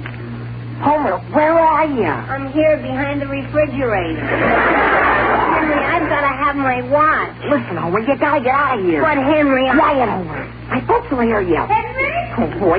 Yes, Mother? Get out, Homer. I've got to go back there. I'm going to wait right here, Henry, till I get my watch. No, Homer. Henry! I was just fixing the dishes carefully, Father. Here I come. Was there something you wanted? I'll take the rest of the things out there if you're going to take that long with each trip. Wait, Mother, I'll take everything in one load. Now, please sit and visit with your Aunt Harriet. You know, I think I'll go up and lie down. What's the matter with you? Why, to tell you the truth, Father, I think I have a fever. Henry, what are you doing? I'm tired. What do you think I found in the kitchen? Listen, Mother, let me explain. I left the burner on under a brand new pan. You did? Is that all? Well, what do you mean, dear? Is that all? Mary? Yes, Mother? How many pieces of pie did you cut out there? 5. Well, I could only find 4. There's one missing? Well, what could that be? That whistle, you mean? Yes, it sounded as though it was right here in this house. I think it came from the cellar. From the cellar, Mary? She was once in the cellar that would whistle. Aunt Harriet, will you have some salt on my pie? Well, some people like it. Stan, is the hot water heater down in the basement all right? Perhaps I better go down and see. You should go, Father, and finish your pie. I don't mind going down, Henry. I'm halfway out to the kitchen already. Well, if we could get down there, just turn the glass off. Yes, Father. Hey, Homer. Homer, you down there in the basement? Yes, and I want my watch. It's so dark down here. Where are you? In the coal bin. Listen, Homer, do you want to get me into serious trouble? And do you want me to go up and tell your Aunt Harriet that's my watch you have? Please, I beg of you, with all its decent inside, you don't go on. Henry! Yes, Father? What are you doing down there? I'm sweeping the cellar. What for? Well, it's something I should have done weeks ago, Father. Quick, Homer, my father's coming. Let me up the stairs. Can't go upstairs. You gotta go in here. In where? In this little room where my father has his work bench. But gee whiz. Okay. Henry! Don't bother to come down, Father. What's the trouble down there? Are you in there, Homer? Yeah. But Henry, you've still got my watch. Henry, may I ask why you're sweeping the cellar while your Aunt Harriet is taking dinner with us? Why, I guess I just didn't stop to think, Father. Who snapped the lock on the door to my workroom? Why, could I have, Father? I've told everyone in this house the key to that lock has been lost and it must not be closed. You mean it can't be opened? Of course it can't until I get a locksmith tomorrow. Oh, boy. Who said that? Oh, boy, oh, boy, oh, boy.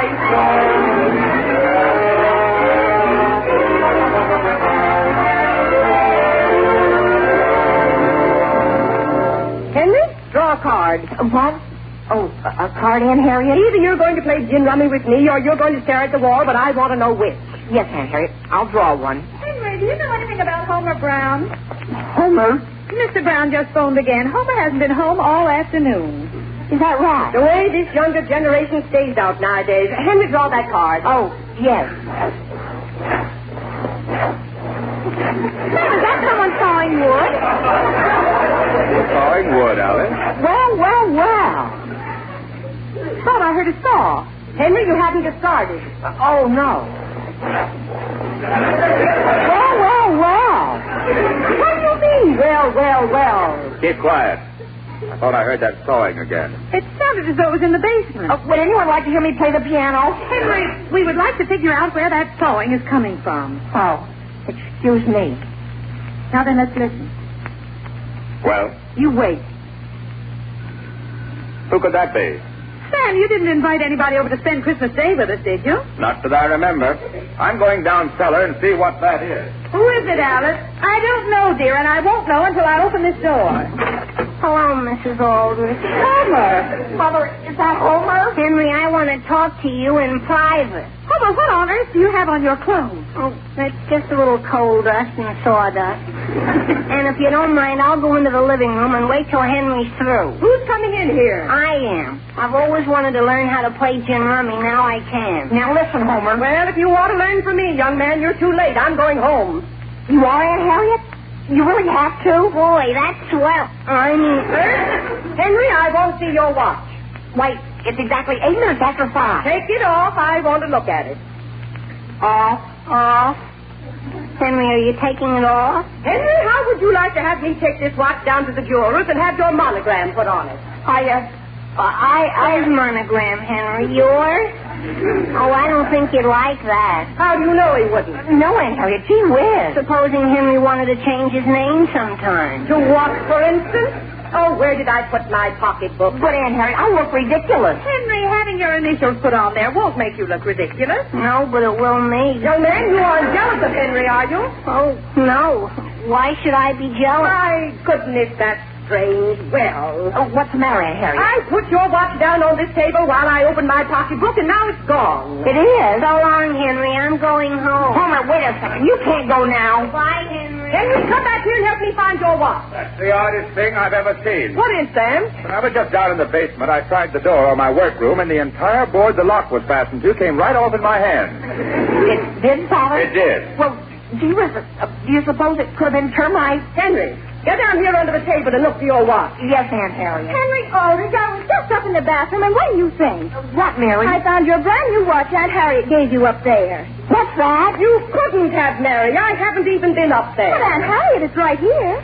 Can you imagine that? Did I leave? Well, of course, maybe. I'm just losing my mind.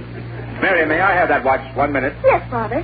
Henry, I'm a little embarrassed to have you show Aunt Harriet how careless you are with a delicate, expensive present such as this. Catch it, somebody! Sam Aldrich, what did you drop it for? Oh, boy. Well, and look at it. Oh, you don't have to be embarrassed, Father. See, the last watch I got for Christmas only lasted till noon.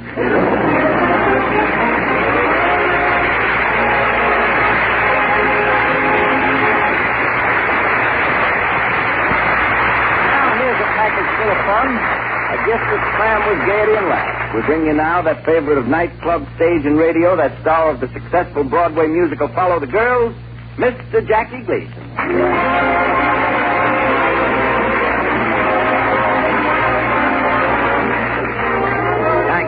Thank you, and thank you, Ted. Well, Jack? At this time, I would like to do 100 or 200 amazing impersonations. This is a request by someone who I have to request. My first impression will be that of a scene from Charles Broughton's Mutiny on the Bounty. Crichton! Come down here, I said! Did you hear me, Crichton? I said come down! Come on, Crichton, come on.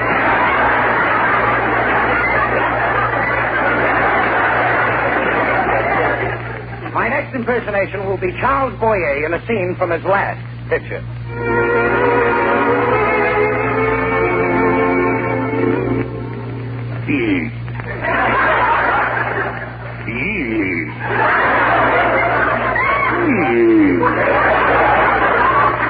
He does that. He's sexy.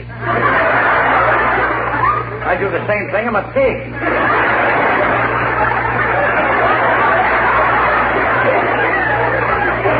My next will be a scene from Casablanca with Humphrey Gocart and Norma Schmirrer, where Peter Lorre asks for the information. Peter Lorre.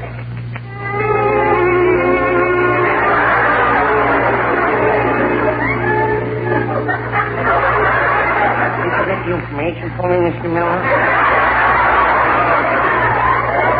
You didn't get the information for me, Mr. Miller?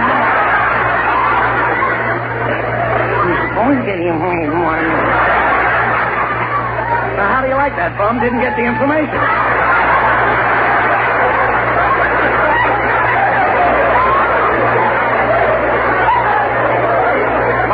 Startling impersonation will be that of the man of many sides, the great stockholder Jimmy Durante. Let me hear some music, Mr. Miller. Eat. Get it.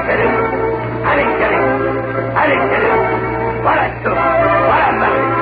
Stop the music, Mr. Miller. I'm walking down the street the other day with my 12 kids behind me. A cop comes up to me and he says, "You're under arrest." I said, "You can't arrest me. I didn't do nothing." He said, "You must have did something with that crowd following you." Music, Mr. Miller.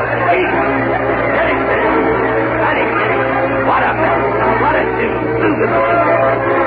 Stop the music, Mr. Miller. I'm walking down the strange street and I see a guy hit a kid over the head with an umbrella. I says, "What are you using an umbrella for? You should use a bat." He says, "I know it, but he lasts longer with an umbrella." A little more music, Mr. Miller. Get it. What a beautiful thing. Not the music, Mr. Miller. Everybody's talking about the Depression. What's a depression? A depression is a dent. What's a dent? A dent is a hole. What's a hole? A hole is nothing. And if you think that I'm going to stand here and talk about nothing, you're out of your mind. But what I want to know is, eat. Get it.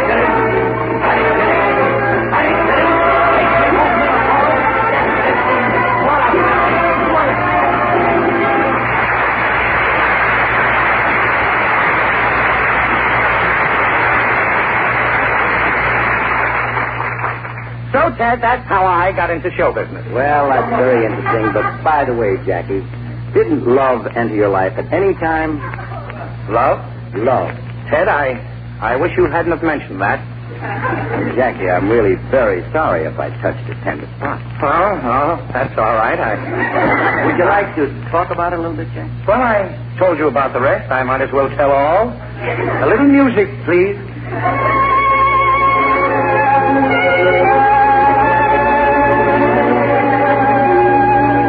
It was in the cocktail lounge of Park Avenue's most fashionable restaurant. There she was, standing in the corner. Her lights were on.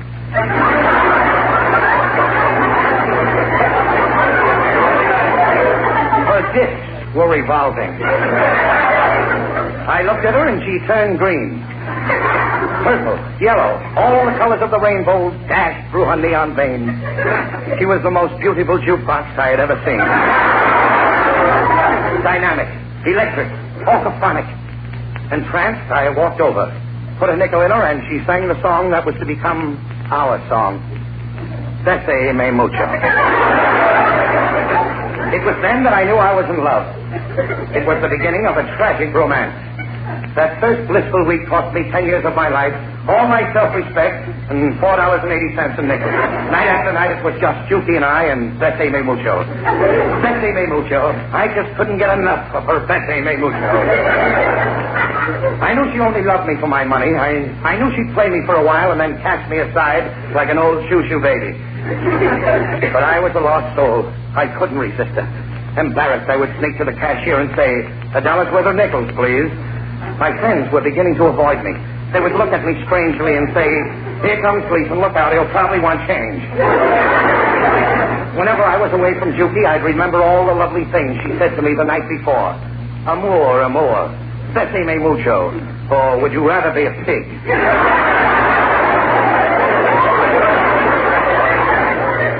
And that tender mad night when she had the hiccups and kept singing, "It had to be you, it had to be you, it had to be you."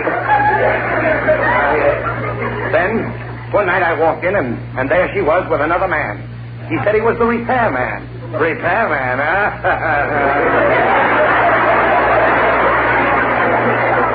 There he was, standing close to her, a glass in one hand and a can in the other. They were both getting oil. After that, she was never quite the same. At first, all she wanted was nickels. But now she wanted dimes and quarters, too. We began to have little arguments. She talked back to me. I'd push number 3, and she'd play number 4. I was running out of cash. One night on my last nickel, I asked her to play Bessie Me Mucho. She lit up and yelled, "Get out of here and get me some money, too." She was giving me the needle. Then one night it happened. I had noticed that gay, vivacious Juki was slipping. Her neons were sagging. She was getting careless about changing her records. And she was slowing down. As I turned to say goodnight, she said, "I'll be seeing you." I looked at her horrified with my heart pounding. She was tilted. I phoned for the doctor. He came immediately. He shook his head and said, "We'll have to operate at once. She has 4 slugs in her body." He took her away saying, "Don't worry, my boy. She'll be well and back in no time." The next night, I went back to the place. Our place. And there was somebody new standing in Juki's corner. A loud, flashy, painted hussy. A bleached blonde with a curly maple top. She winked at me with a magic eye, and guiltily I slipped her a nickel. Oh, I don't know why I did it. I was so ashamed. Juki in the hospital and me playing around with another machine. So I went home and I waited for Juki's return. But she never came back. She left the hospital and disappeared.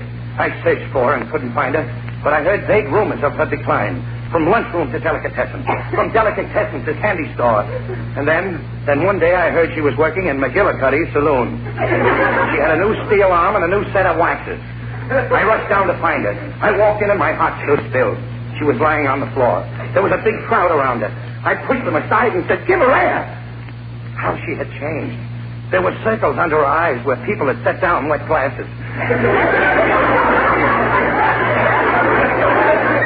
She had lost all her color on one side, and she had blown a fuse.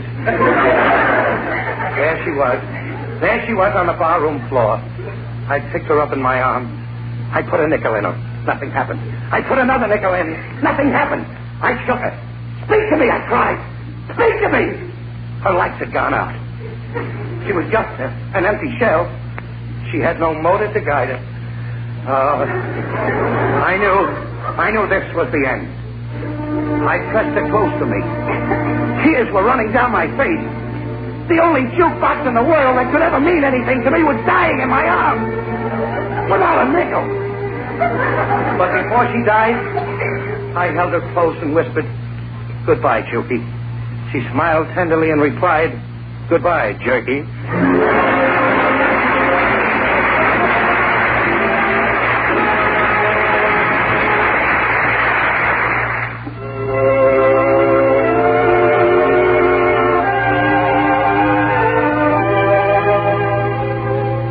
Christmas Eve in America, a holy night sacred to the memory of a Madonna and the words that have been inscribed about her.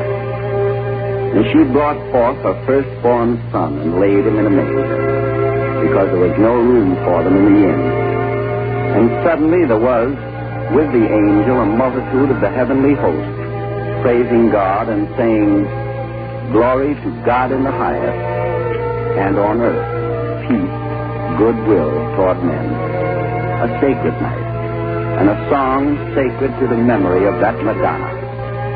Kate Smith sings Ave Maria.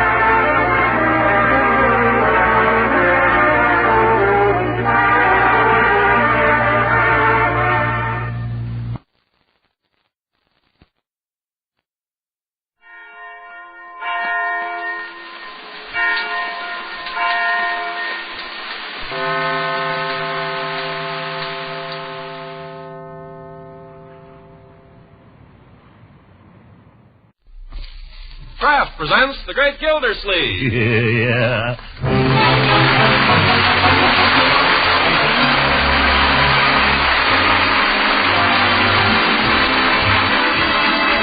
The Kraft Cheese Company, makers of Parquet margarine and a complete line of famous quality food products, presents Harold Perry as The Great Gildersleeve. Kraft brings you The Great Gildersleeve every week at this time. Written by John Wheaton and Sam Moore, music by Claude Sweeten.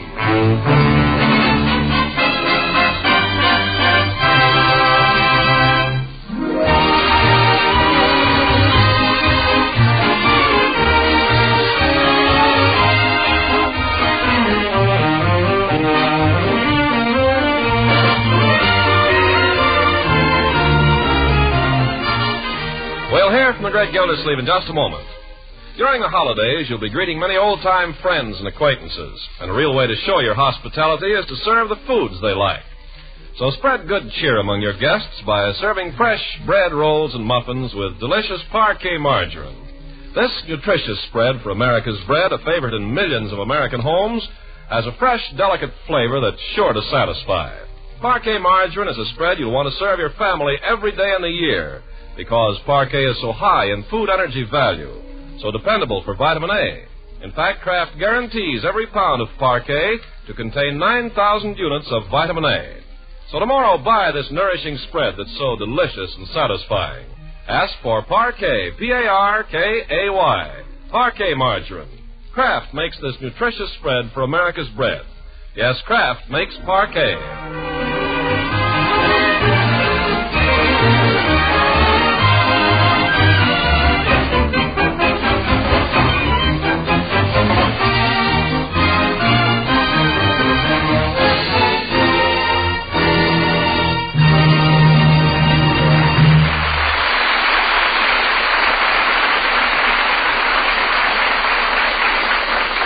Now, how do we find the Great Gildersleeve at this merry Christmas tide? Well, not so merry.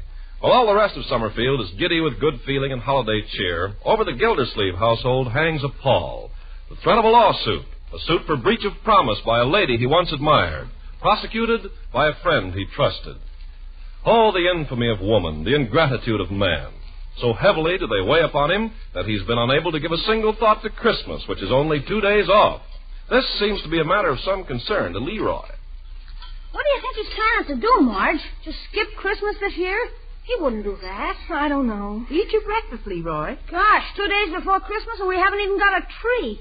You don't think he's been buying a lot of stuff on the sly and hiding it someplace? Nah, I know all the hiding places.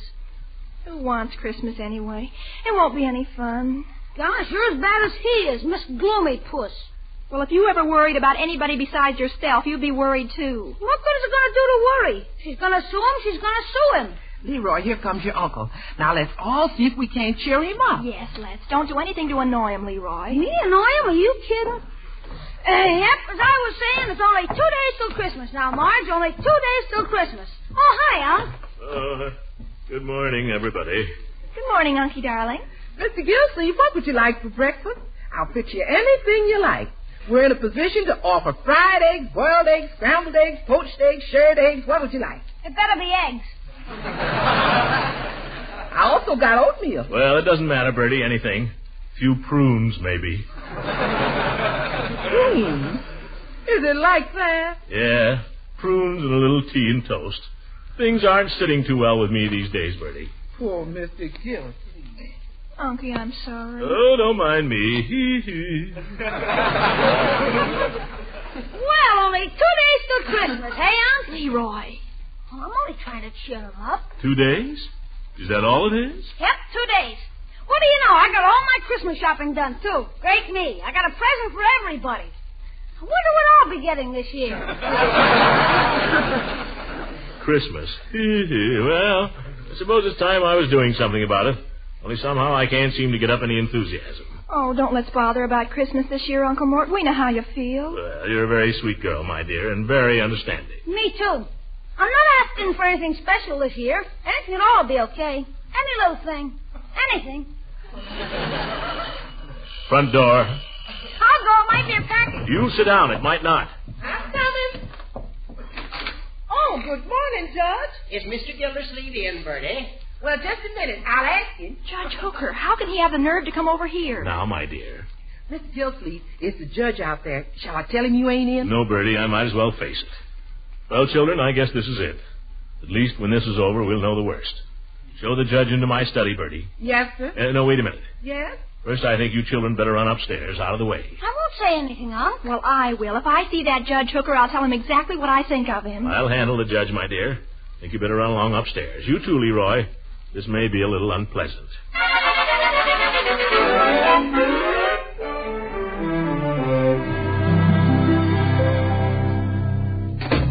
Now, Judge. Gildy, I suppose you think it a little strange of me coming over here like this. Nothing you could do would surprise me anymore, Judge. Nothing. And before you do it, I want to say this. You got me into all this. I know. You came over here and asked me to help you propose to that girl. I know. You gave me a lot of talk about how a friend should help a friend. How John Alden helped Miles Standish with Priscilla. I know. Well, let me ask you this. Did Priscilla turn around and sue John Alden? Did she? And did Standish help her? Well, I'm afraid the sad fact is, Gildy, that our little friend Dolores is no Priscilla. And you're no Miles Standish. Well, let her sue. Go ahead. Draw up the papers. Hire the witnesses. Bribe the jury. I don't care. She can't hang anything on me. Can she? Gildy, believe me, this whole episode has been most distasteful to me. Sure. This hurts you more than it does me. Baloney, you'd sue your own grandmother.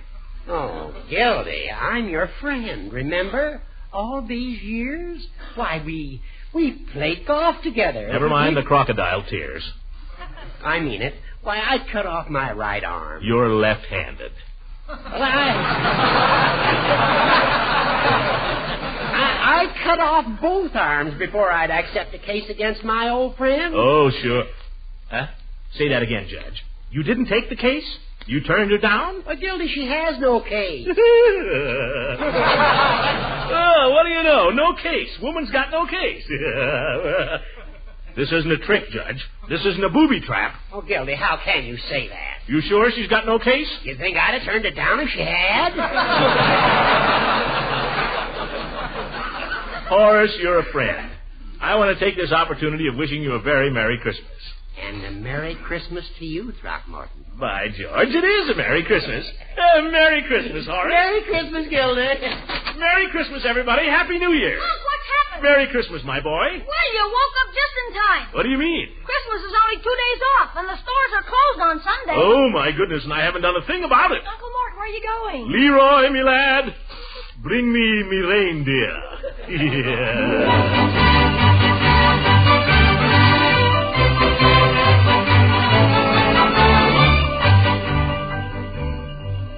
Will there be anything else, sir? Isn't that cute?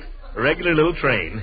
Will there be anything else? Well, let me see. We got the magic set, the wood-burning set, and the bomb sight, and the... Careful with that pot gun, Sonny.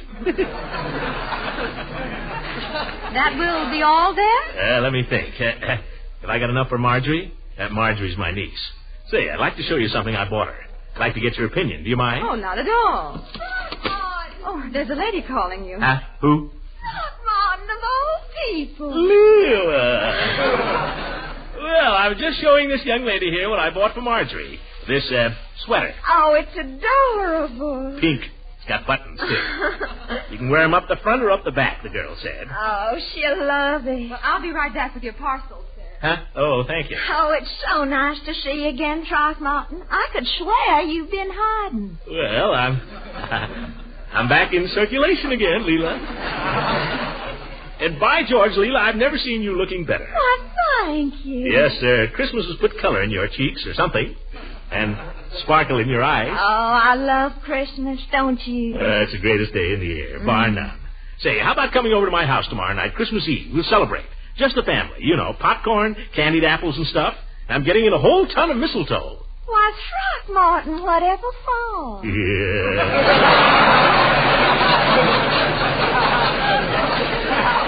By George, if there was any of it around here, I'd show you what for. Oh, Throckmorton. Oh, here are your parcels, sir. Oh, thanks, miss. Well, gotta be going. Million things to do. Don't forget tomorrow night, Leela. Come early. We'll have more fun and more down mistletoe.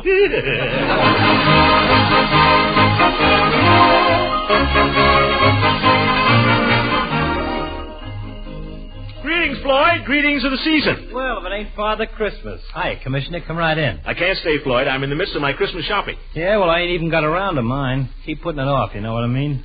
Had nobody to take care of but the wife, anyway. Well, Christmas comes once a year, Floyd. I think we ought to make it... not that I'm complaining, you understand. She's okay, Ruthie is. Just got her little ways, that's all. Now, you take like last year. I was sore about something. I forget what. So I wasn't going to get her nothing. Well, sir, the day before Christmas, didn't a Salvation Army band have to set up in front of the shop here and play hymns all afternoon? On the way home that night, I laid out $11 for an electric iron. Of course, the next day, I could have kicked myself. That's the trouble with me. I'm soft-hearted. Floyd, the only trouble with you is you're human. I wouldn't be ashamed of it. By the way, if you're not doing anything tomorrow night, I'd like to have you drop over to my house. You know, say Merry Christmas, just the family. Well, thanks, Commissioner. I'd like to do that. Glad to be on my way now. Don't forget your wife, Floyd. Get her something nice. You know, women are sentimental about Christmas. Well, I guess I'm kind of sentimental myself. Like this morning now. She got up before I did and cooked me a nice big breakfast of kippered herrings. You know, on the way down to the shop, I had half a notion to stop in somewhere and buy her a bottle of perfume. I might do it yet. Oh, I think she'd like that, Floyd. Yeah, I might even buy her one of them sets, you know, where they got the perfume and the bath powder and the... Oh, there I go again. Just a sucker for kippers. Well, so long, Commissioner. Yeah, so long, Floyd.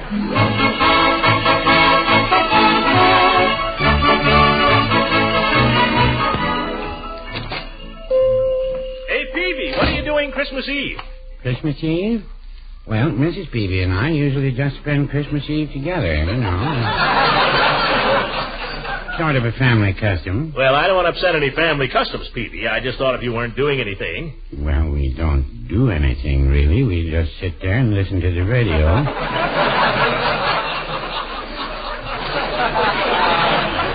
We like to hear the Christmas programs, and we usually go through our Christmas cards together. You know, all the friends who've been kind enough to remember us. People we haven't seen for a long time, a lot of them. Mrs. Peavy has a little drink she makes. Mulled cider. It's very good. That's about all we do. Not very exciting, but it's kind of nice. And along about 10 o'clock, we just hang up our stockings and go to bed.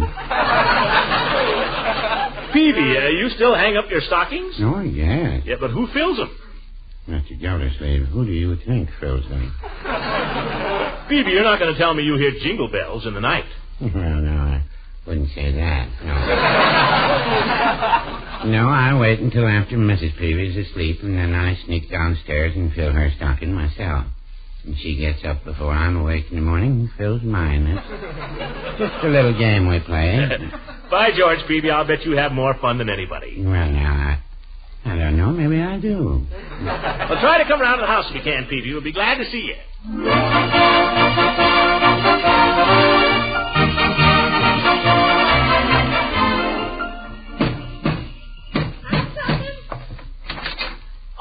Gildersleeve, anybody think you was the American Express? There they go.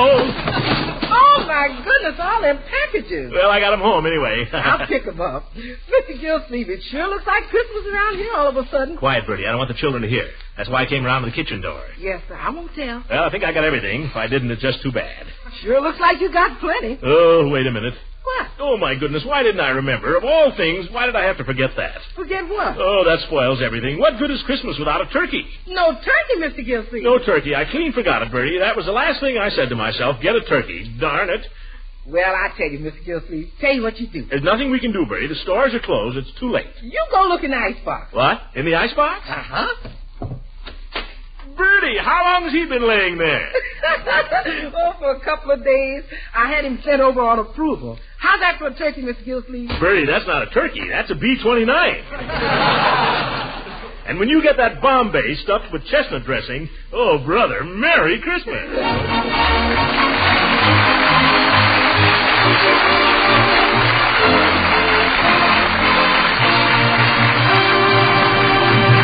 Gildersleeve will be with us again in just a few seconds. If Christmas shopping has made a big dent in your family budget, you're probably thinking right now of ways to economize. Well, that economy can start right with your food budget. And here's a timely suggestion. Buy economical Parquet margarine, the delicious spread for bread that's made by Kraft. Parquet is a top-notch energy food, one of the very best. Parquet is fortified by Kraft with vitamin A, 9,000 units to every pound. And parquet has a flavor that's truly delicious, a flavor that's fresh, delicate, satisfying. So for an economical spread that's both delicious and highly nourishing, buy and serve Parquet. P-A-R-K-A-Y. Parquet margarine made by Kraft. Remember to ask for the Kraft quality spread. And that's Parquet.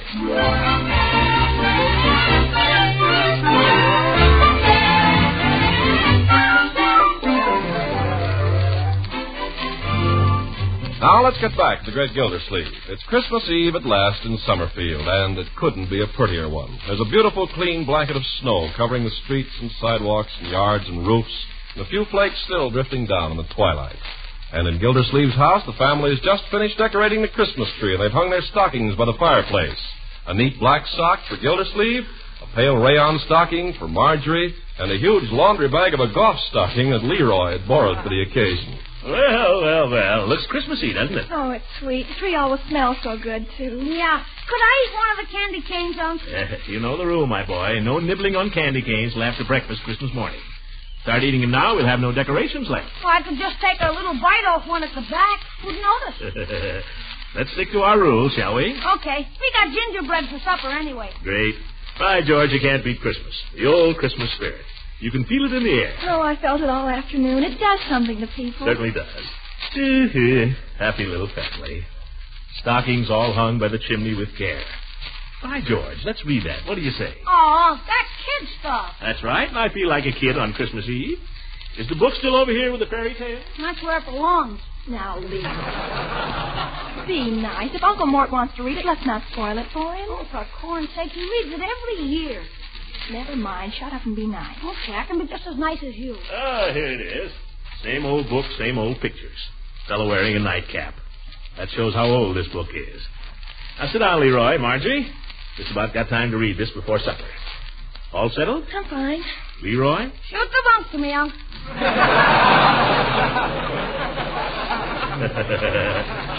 All right, my boy. 'Twas the night before Christmas, when all through the house not a creature was stirring, not even a mouse. The stocking... Oh, excuse me, Unc. I just thought of something. What is it, my boy? If you couldn't get those skates at Hogan's, they're repaired down at Hoyt's. They're open till 10 o'clock. Oh, well, I'll make a note of it. Let's see. The stockings were hung by the chimney with care, in hopes that St. Nicholas soon would be there. The children were nestled all snug in their beds. That's you and Marjorie, Leroy. While visions of sugar plums danced in their heads. Sugar plums. Mama in her kerchief, and I in my cap. That's the nightcap. Had just settled our brains for a long winter's nap. When out on the lawn there arose such a clatter. Excuse me, Miss Gildersleeve. What is it, Bertie? I forgot to ask you, are you expecting anyone in this evening? Oh, no, Bertie, just the family. Yes, sir. I just thought I'd ask. Now I think of it, I asked Mrs. Ransom to drop over after supper. Yes, sir. Oh, and I may have said something to Judge Hooker and Miss Goodwin. Well, I'm glad I brung it up. I guess it'll be the usual Christmas Eve. Well, Christmas comes but once a year, Bertie. Now, let's see, where were we? Oh, yes. Out on the lawn there arose such a clatter, I sprang from my bed to see what was the matter. The moon on the breast of the new-fallen snow gave the luster of midday to objects below. When what to my wondering eyes should appear but a miniature sleigh and 8 tiny reindeer. By George, that's real poetry. With a little old driver so lively and quick, I knew in a moment it must be St. Nick. That's Santa Claus, children. Of course. Who doesn't know that? Go ahead, Unc. More rapid than eagles, his coursers they came, and he whistled and shouted and called them by name. Now Dasher, now Dancer, now Prancer and Vixen, on Comet, on Cupid, on Dunder and Blitzen. To the top of the... Oh, the phone. I'll get it. Hello? Oh, just a minute. It's Piggy, Leroy. Tell him I can't talk to him now. I'm busy. Go ahead, Unc. He'll call you back, Piggy. All right, Uncle Mort. Let's see. To the top of the porch, to the top of the wall. Now dash away, all. Yeah, that's right. And then in a twinkling, I heard on the roof the prancing and pawing of each little hoof. There's a page been lost here. That's okay. As I drew in my head and was turning around, down the chimney St. Nicholas came with a bound. Well, A bundle of toys he had flung on his back, and he looked like a peddler just opening his pack. His eyes, how they twinkled, his dimples, how merry. His cheeks were like roses, his nose like a cherry. His droll little mouth was drawn up like a bow, And the beard on his chin was as white as the snow. The stump of his pipe he had... That's the next page.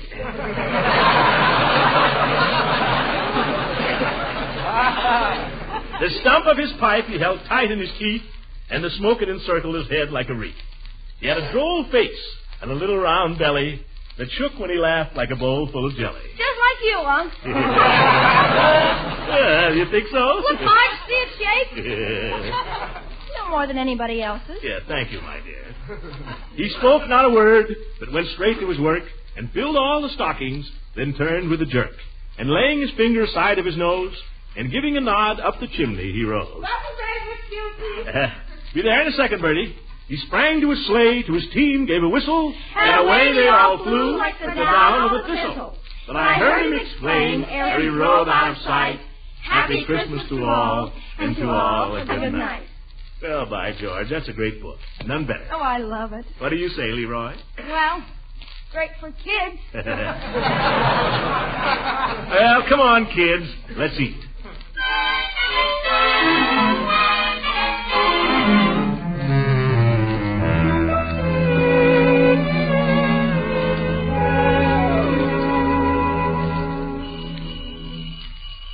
Well, here they come. Shall I go to the door, Unc? Let's all go, my boy. United we stand.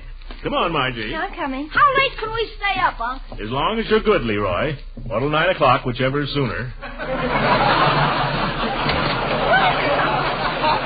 Merry Christmas, everybody. Merry Christmas. Come on in, Leela. I'd better leave my galoshes here on the porch. They're pretty snowy. You want me to hold those packages, Mrs. Ransom? Well, now, that's very thoughtful of you, Leroy. But no peeking now, you hear? One of those is for you. For me?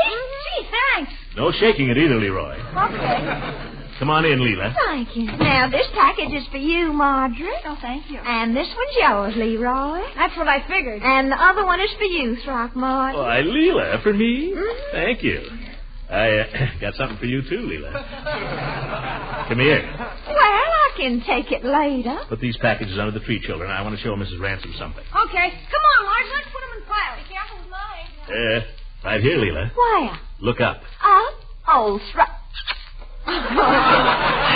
you devil. You put it in a different place from last year.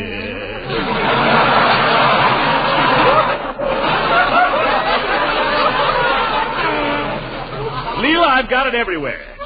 There isn't a spot in the whole house where you'll be safe. Throckmorton, you are simply terrible. Hey, what's going on here? Come over here and I'll show you, Leroy, dear. Oh, no, you don't. You've got 5 o'clock shadow. Shall I get the cider and donuts, Unc? I think it's a little early. You just finished stuffing in that last piece of gingerbread not 5 minutes ago. Okay. Here, take Mrs. Ransom's coat and hang it up. Oh, my, you'll soon have a crowd. The more the merrier. I'll answer it, Uncle Morris. No, all of us. United we stand. Come on, Leela. Come on, Leroy. Here I come. When I open the door, we'll all say Merry Christmas all together. Ready? Merry Christmas! My goodness gracious. Come on in, Peavy. Oh, thank you, Mr. Gildersleeve, but I can't stay. Oh, good evening, Mr. Ransom. Oh, do come in for a minute, Mr. Peavy. You ought to see the tree anyway. Well, just for a moment. A little Christmas remembrance for your family, Mr. Gildersleeve. Box of chocolates, my best grade. Well, that's fine, Peavy, but you shouldn't have told us. No surprise. Yeah, pretty hard to fool anybody with chocolate. Let's open them. What do you say, Unc? As long as we know what they are. Leroy, you amaze me. You must be 90% stomach. Look who's talking. Leroy. Well, how about the chocolates? They're not getting any better in the box, are they, Mr. Peavy? I think I'll stay out of this, Leroy, if you don't mind. Mr. Peavy's pretty cagey. Go ahead and open them, Leroy, but only one piece for you, understand? Okay, Unc. Hey, Marge, we can each have one. Look here a minute, Mr. Peavy, won't you? What is it, the tree? Something even nicer. Look. Well, Merry Christmas.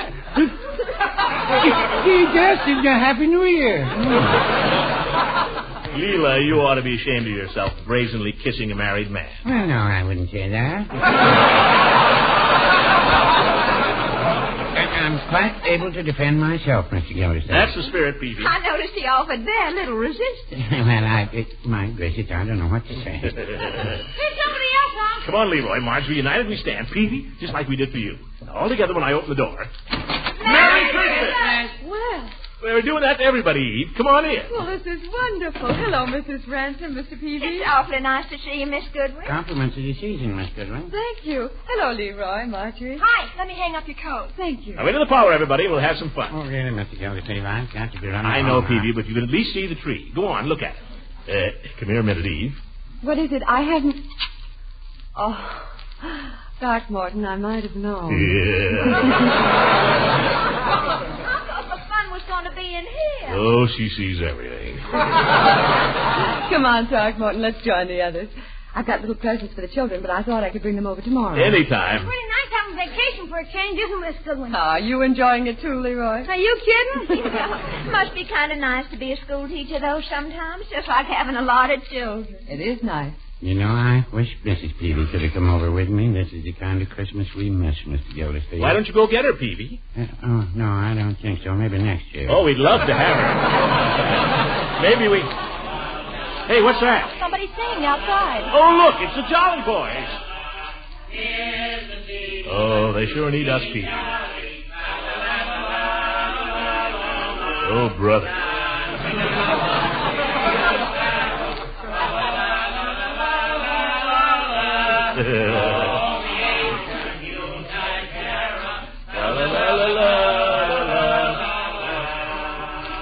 Great Merry Christmas, Jolly Boys. Yeah, come on in, fellas. Hey, you're in great voice tonight, Judge. Well, Chief. Nice to have a friendly visit from the police. Oh, thanks, Commissioner. Come on in, Floyd, letting in the cold. Come on, Floyd. I'll stand out there so long. Hey, fellas. Hey, mistletoe. Huh? Oh, look, there's some more over there and in the corner. Commissioner, you got enough mistletoe here to start a first-class brawl. Well, let me catch you kissing my girl now, Floyd. Okay, which one is yours? Whichever one I catch you kissing. Fine, pal. Well, who's going to play the piano for the next carol? I'll play if you want me to. Oh, that'll be fine, lady. Chief, this is Miss Goodwin. Chief Gates of the Summerfield Police. Pleased to meet you, ma'am. Where's that title you're talking about, Gildy? It's in the dining room, but let's sing one carol first. Which will it be? How about Joy to the World? Yeah. Joy to the World is a pip, and besides, I can sing alto. Oh, I like that one. I'll just sing the air. Good enough. Joy to the world, boys. You got it there, Eve? Yes, it is. Come on, Marjorie. You get in on this too, Bertie. By George, there's nothing like Christmas. Joy to the world, the Lord is come. Let earth receive her King. Let every heart prepare his room. And heaven and nature sing.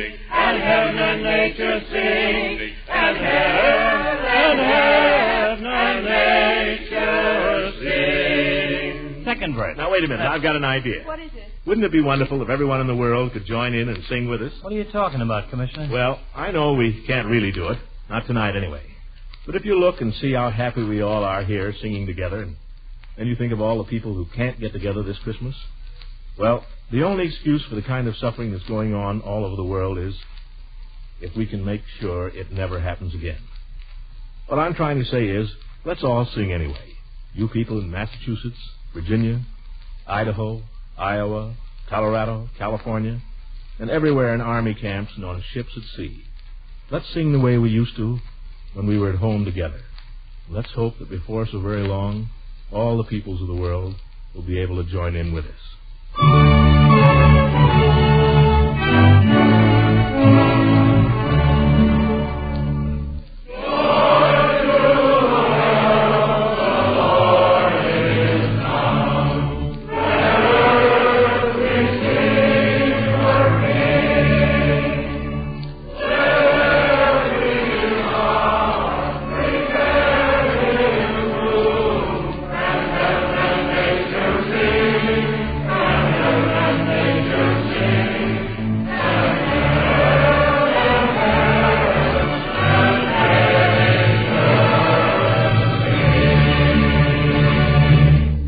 Ladies and gentlemen, Merry Christmas, and God bless you.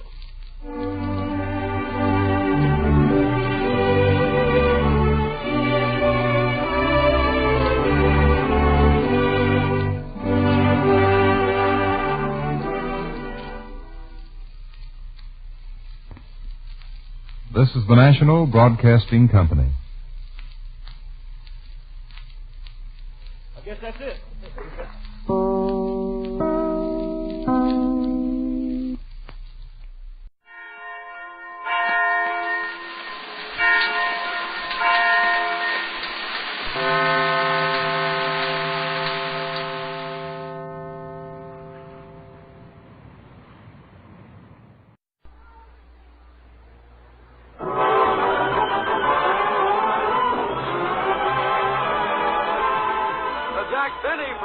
Bathlehem, starring Jack Benny with Mary Livingston, Phil Harris, Rochester, Larry Stevens, and yours truly, Don Wilson.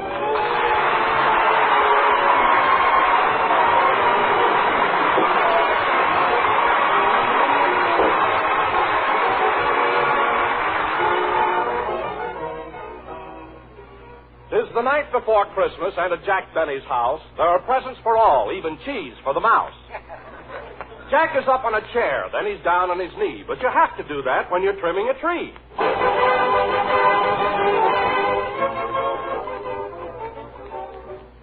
Well, we're all through, Mary. Gee, it was nice of you to come over and help me trim the tree. Well, if I didn't, you'd never get it done. Say, Jack, shall I put the snow around the bottom now? Not yet. I want to see if the lights are working.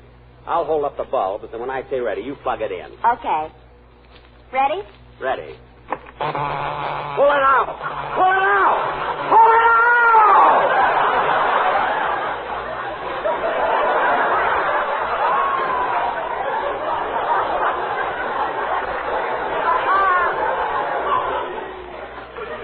My goodness. Oh, Jack, why did you make me shut it off? Those lights were so pretty, especially those two blue ones that kept flashing on and off. Those were my eyes. I must have been holding on to a bare wire. Well, it's your own fault. Every time you fool around with electricity, something goes wrong. It does now. I know plenty about electricity. Oh, sure. Remember what happened 2 years ago when you fixed your doorbell? What happened? I pushed the button and it burned down Crosby's house.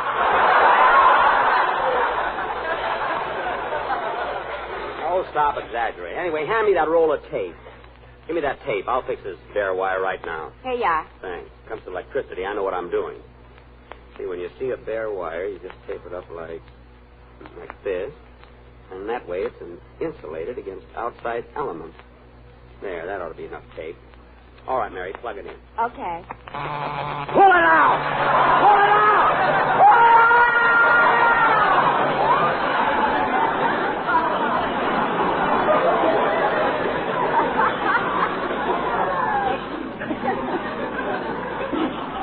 For heaven's sake. What happened, Jack? I taped my finger to the wire. That's what happened. Oh, gee. And that time it is even prettier than before. What do you mean? Your nose lit up, too. It did not. Let's get this tree finished before the gang gets here. But, Jack, what about the light? We'll have to let that go until later. Now, hand me one of those... Oh, Mr. Benny. What is it, Rochester? I baked that cake like you told me to. Good. Did you have enough whipped cream to spell out Merry Christmas on top? Yeah. Say, boss, how many R's in Mary? 2. Oh. So you better add one. Add one? I better cross one out. I got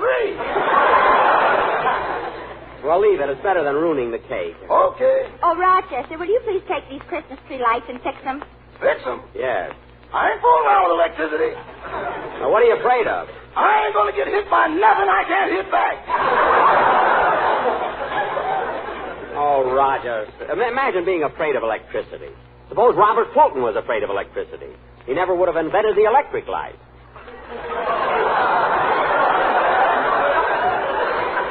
Woody. Jack, you're thinking of Thomas Edison. Edison? Well, then what did Robert Fulton do? He said, don't give up the ship. That was John Paul Jones. Now, let's not start that again. Now, Rochester, please fix these lights, will you? Okay. Let's see. Now, in electricity, there's the electrons and the electrodes. Then there's the positive and the negative. But I ain't positive which one is negative.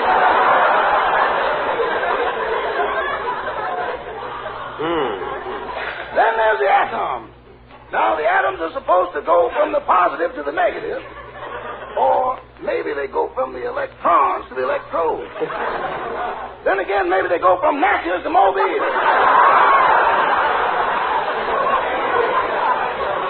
Rochester.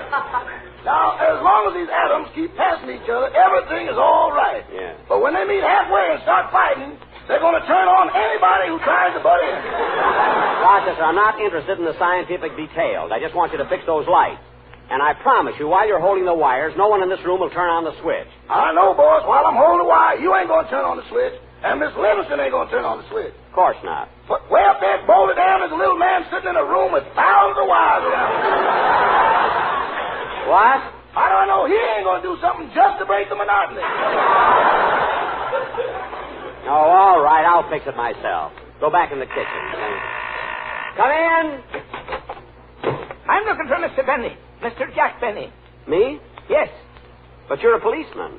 Well, now, what do you know? This blue uniform has given me away again. But,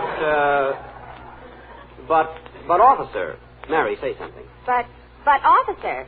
Is that all you can say? That's all you said.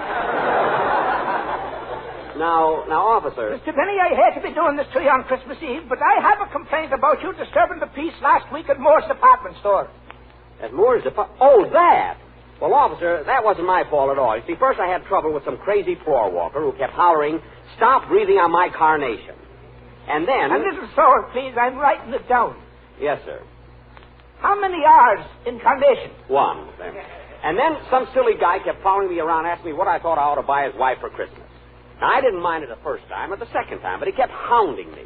And just before the real trouble started, I was standing by the perfume counter when all of us, I was trying to buy some perfume for my sister Flora. Here's your change, sir. Thank you. Come on, Mary. Let's get over I beg your pardon, mister. Oh, it's you again. What do you think I ought to buy my wife for Christmas? I told you before, I don't know what you should buy your wife for Christmas. Figure it out yourself. Figure it out yourself, he says. Figure it out yourself. Fine Christmas spirit. Look, I don't care what you buy your wife for Christmas. Don't buy her anything. Don't buy her anything? We've been married for 12 years. What are you trying to do, break us up? Look, I don't know your wife. I've never seen your wife. What's going on here? What's the trouble? That man's been caught stealing somebody's wife. What? At your age, you gray-haired wolf. Now, wait a minute. One time, let me through. What's going on here? What's going... Oh, it's you, my little Cupid with the droopy-toopy. Now, cut that out and don't blame me for this because it's... Stop breathing on my carnation. I'll breathe on it as much as I like. Stand up, everybody. The man is mad. You're darn right on that. And this is all your fault. Mister asked me to buy your wife for Christmas. For all I care, you can buy her a dog collar. What size? What size? There you are, folks. See what a crazy guy is, and you blame me. Why, it's not my fault. I'm not the type that would start trouble. I'm a peaceful home... Shut up!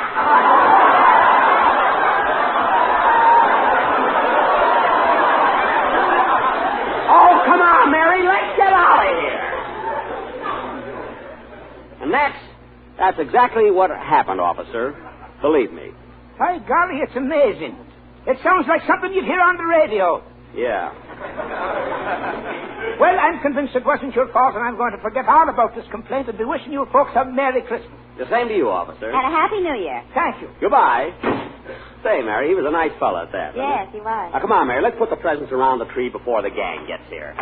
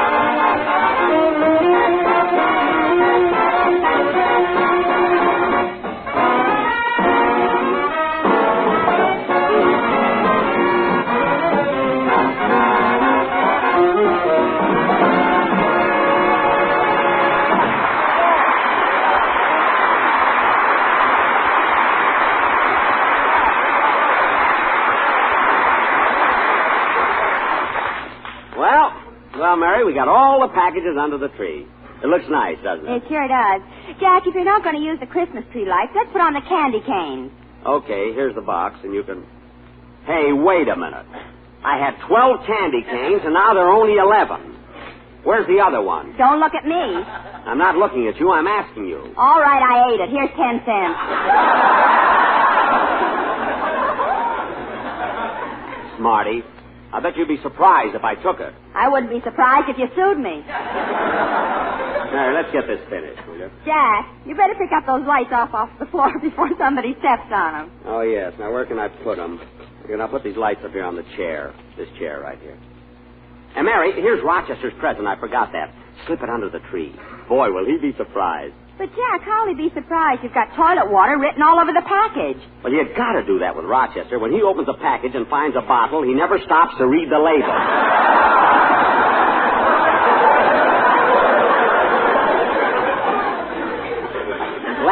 Last year, I gave him a miniature ship and a bottle, and the mast stuck out of his mouth for 3 days.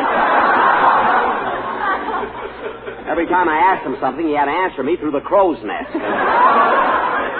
Believe me, Mary, I know what I'm doing. Well, Jack, I guess that does it. Tree's all finished. Yeah, gee, it looks swell. I'm kind of tired. I think I'll sit down for a minute and smoke a cigarette. Mary, have you got a match? No.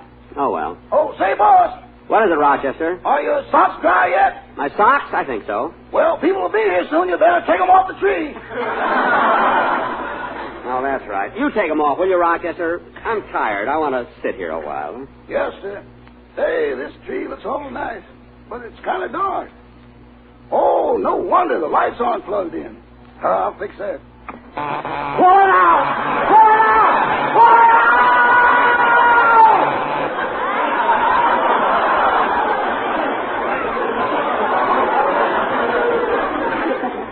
For heaven's sake. Well, what's the matter, Jack? I was sitting on the wire. As long as you're here, Rochester, give me a match. You don't need it now. Your cigarette is lit.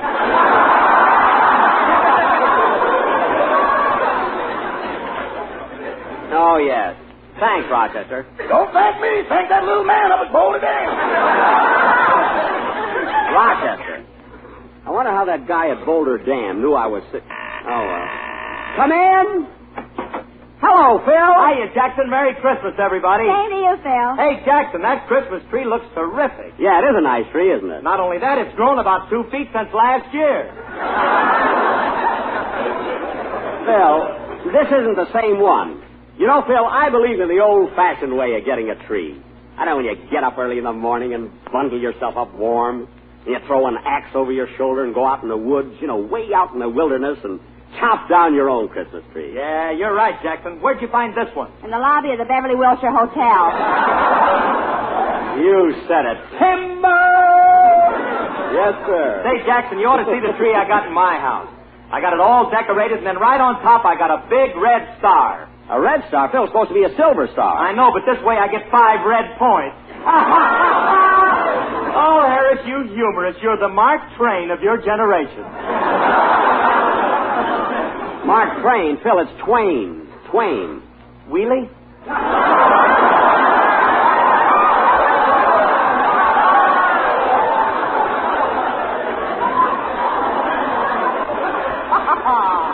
Phil, after a gag like that, you're lucky Santa doesn't scratch you with his claws. Say, that was pretty good, too. Don't bother sending us Cracker Jack, Mother. We're now getting corn by the ton.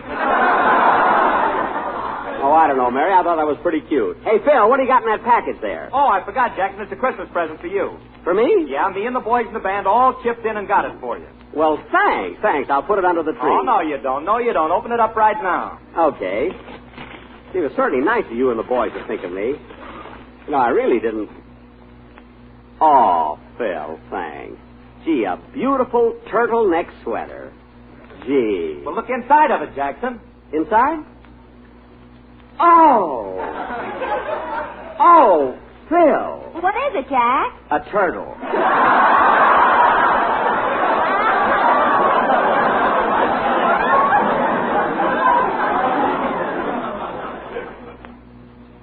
Fine present. Fix him. Imagine bring me a turtle for anything, Gary. Come here, Phil. Phil, sit down on my chair. Well, thanks, Jackson. Are you comfortable, Phil? Sure. Good. Mary, push him. Oh, Jack, you wouldn't dare. hand me the plug. I'll give it to him myself. Hey, Jackson, what about my present? Just sit where you are. You'll get it. You'll get it. It's a surprise. Harry, watch him jump. 1, 2, 3. There.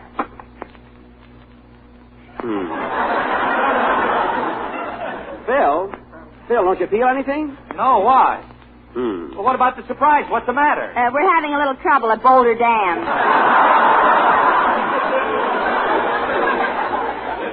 Mary, I can't understand what went wrong. Phil, stand up a minute. Okay. Let's see. There must be something wrong with this thing. Pull it out! Pull it out! Pull it out!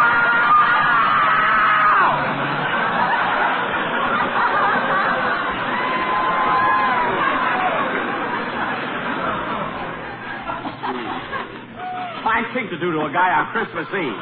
Well, it's your own fault for trying to play a trick on Phil. Oh, so that's it, eh, Jackson? Trying to give me a hot seat. Oh, it was nothing, Phil. I was just trying to have a little fun. Pull it out! Pull it out! Jack, that's a jar bill. Oh. Come in. Hiya, Don. Hello, Larry. Oh, Larry. Hey, I'm glad you fellas were able to come over. Oh, say, Mr. Benny. Yes, Larry. Well, last night I went to the movies and I saw a picture called Hollywood Canteen. You did? Yes. And you want to know something? What? You were in it. Yes, I know, kid. I happened to see the picture. 8 times. What? On the days he can't go, he sends me. Rochester. Between you and me, that Storyteller gets a chance to cool off. Never mind. Well, say, Jack, I saw the picture, too. You did, Don? Well, Don, tell me, how did my violin solo go over? Well, Jack, this will amaze you. Really? When you started to play, the man next to me got all excited and enthused. Oh, I get it, Don. I get it. You don't have to... Okay, Mr. Benny, I got the cake and coffee on the table. Good. Come on, fellas. Let's have a little bite. Come on.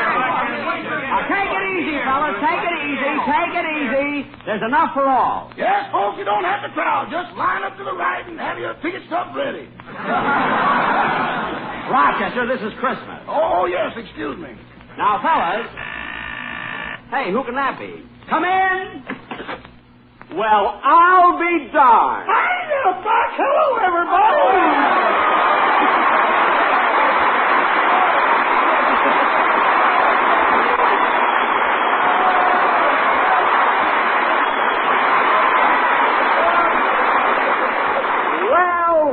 Well, what a surprise. Andy Devine. Well, who'd you think I was? Frank Sinatra?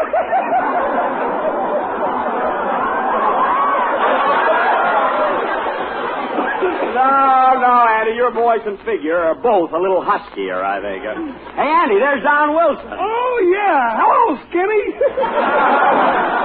Hello, Fatso. It's the first time I ever heard a pot call a pot a pot. Say, Andy, how's your mother? Oh, she's swell, Buck. Hey, you know, it's nice the way you think of her every year. Oh, I always call my friends around the holidays. Well, you don't have to worry about Ma. Buck, she wouldn't think of buying her Christmas cards from anyone else but you.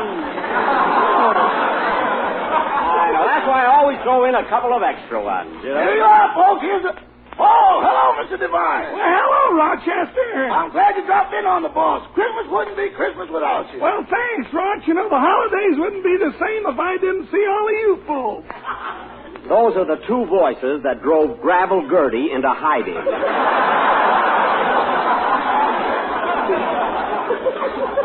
Say, come on, Andy. You're just in time to have a bite to eat. And listen, I've been saving a bottle of champagne just for this occasion. Let's drink a toast. Champagne? Oh. Come on, fellas, everybody. Oh, Rochester, give me that bottle of champagne. Here you are, boss. Shall I open it? No, I'll open it myself. Thank you. Now, let's see. Champagne corks are so tight. Gee, they're hard to get loose. For goodness sake, fellas, don't just stand there. Pull the cork out of his mouth. Okay, hold your head still, Jackson. I'll pull the cork out. Now, there.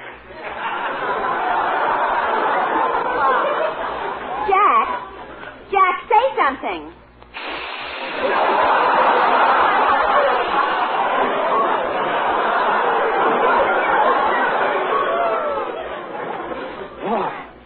Rochester. Rochester, fill the glasses. Yes, sir. Hey, fellas, how about a toast? Hey, I got one. Go ahead, Andy. A toast? Go ahead. Here's to you, Buck, Mary, Phil, and the whole gang. We've been friends for a long time, and I hope it always stays that way. Merry Christmas! Merry Christmas, Andy! Merry Christmas! Jack, can I give a toast, too? Sure. Go right ahead, Mary. A Merry Christmas to everyone, everywhere. Yeah, Merry Christmas, everybody! Merry Christmas! Merry Christmas!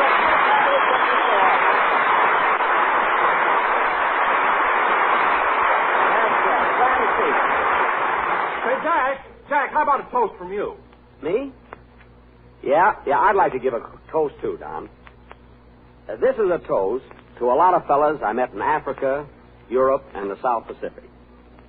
And to all you other boys out there I wasn't lucky enough to meet. Fellas, this is Christmas Eve, a time for happiness and good fellowship, a time when our hearts should be humble and forgiving. But this is war, and I've seen what you boys are up against on both sides of the world. I know the Christmas spirit must seem a very distant thing when you're crouched in a muddy foxhole or wading through the half-frozen slush. I know, too, that there's very little to remind you of Christmas inside a stifling tank or in the icy cockpit of a B-29 6 miles above Tokyo. Maybe you feel it as something you lost long, long ago, because the only Christmas lights you see are the burst of shells or the flashing path cut by tracer bullets. But Christmas is a spirit that springs from within and is so strong it transcends even the ugly scenes of a battlefield and fills the soul with a passion to defend the things that are right and just. You are the ones who have gone to the ends of the earth to preserve the freedom you know belongs to every man, to hasten the day when all mankind can once again live in dignity and in peace. So here's to you, fellas. Merry Christmas, and God bless you all.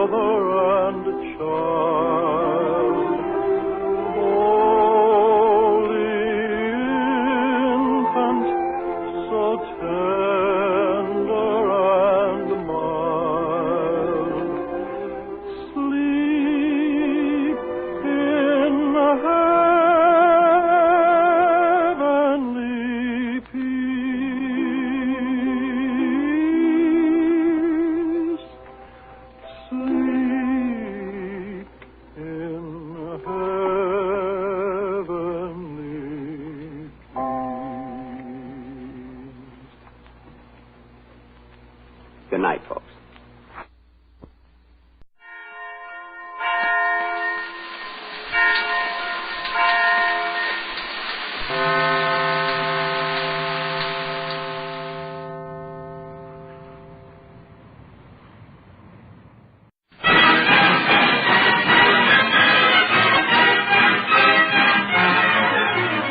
Of Chase and Sanborn Coffee bring you Edgar Bergen, Charlie McCarthy, and Don Amici.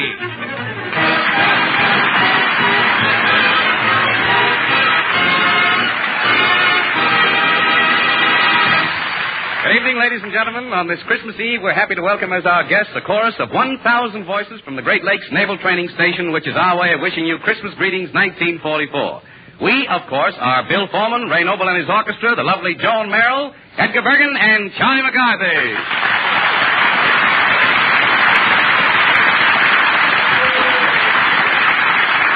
Hello, folks. This is Charlie McCarthy wishing you all a Merry Christmas and a Happy Bergen. Merry Christmas, Charlie. Well, hello, Mr. Amucci. Well, I suppose you've written to Santa Claus, huh? Yes, I wrote to him. Just to play safe, I sent a carbon copy to Bergen. I'm no fool, you know. I don't know.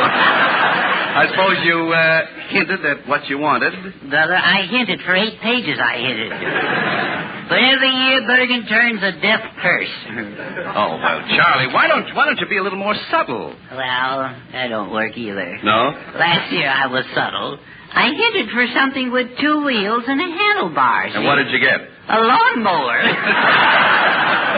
Charlie and Edgar will be back in just a few moments. A few moments made lovely as the charming Joan Merrill sings that newest of new things, a cowboy song by the urbane Mr. Cole Porter. Don't Fence Me In. If you please, Joan.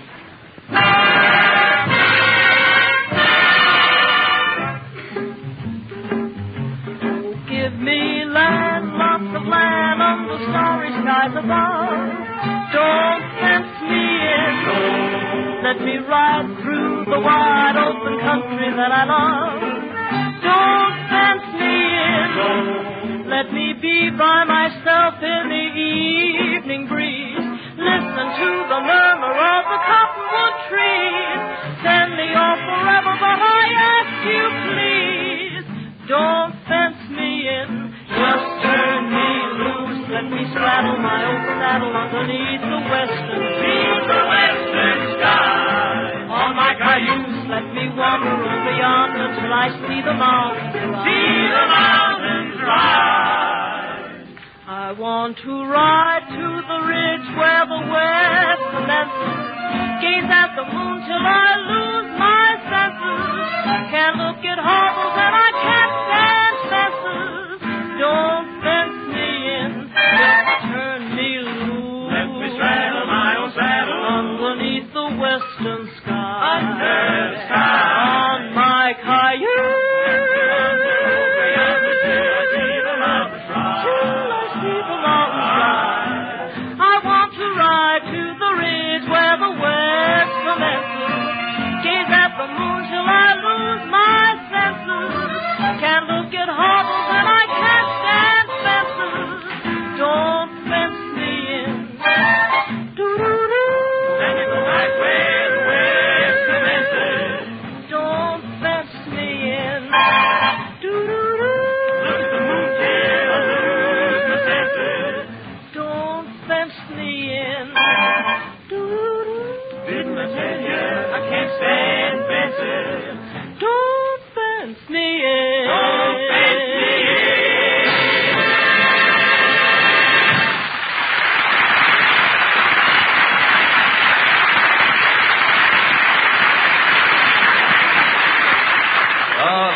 Lovely, Joan, lovely. Thank you very much. And now, ladies and gentlemen, a few words from your Yule log, Charlie McCarthy.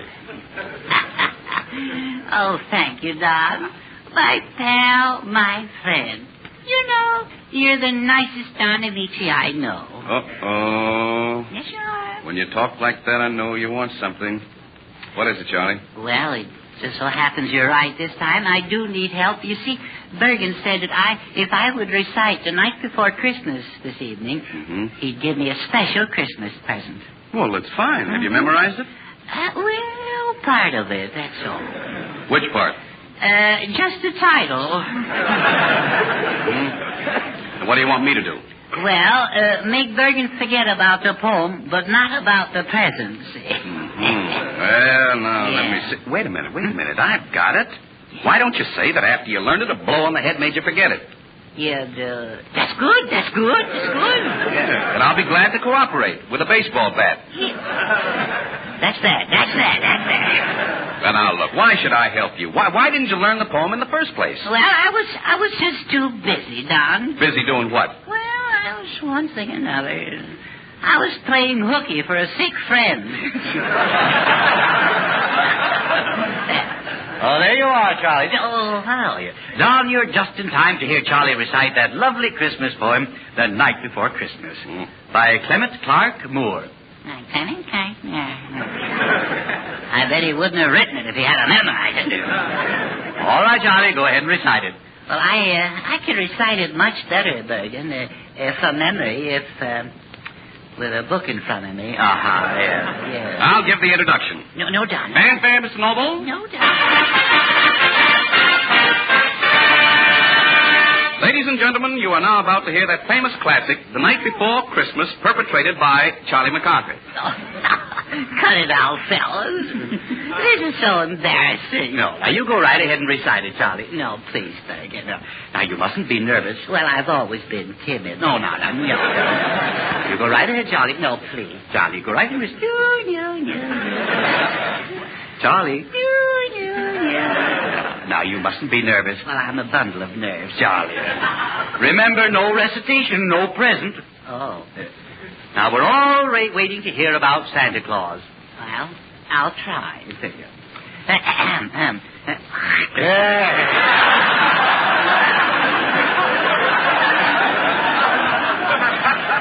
There ought to be one down there. Yeah. We're waiting. All right. Listen, my children, and you shall hear of the midnight ride of Santa Revere. No. Don't tell me I'm wrong. Yes, you're a little confused. Well, I'm a bundle of nerves. Yes, I know. Now, you start over again. Yes. Under the spreading Christmas tree, a village Santa stands? No. Perhaps if I just help you with a little start. That would be good. Yes. 'Twas the night before Christmas, and all through the house. Egad, Bergen, you took the words right out of my mouth. Yes. And believe me, it felt good to get rid of them, too. Yes. Now, what's the next line? I see, what's the next line? The next line? Yes.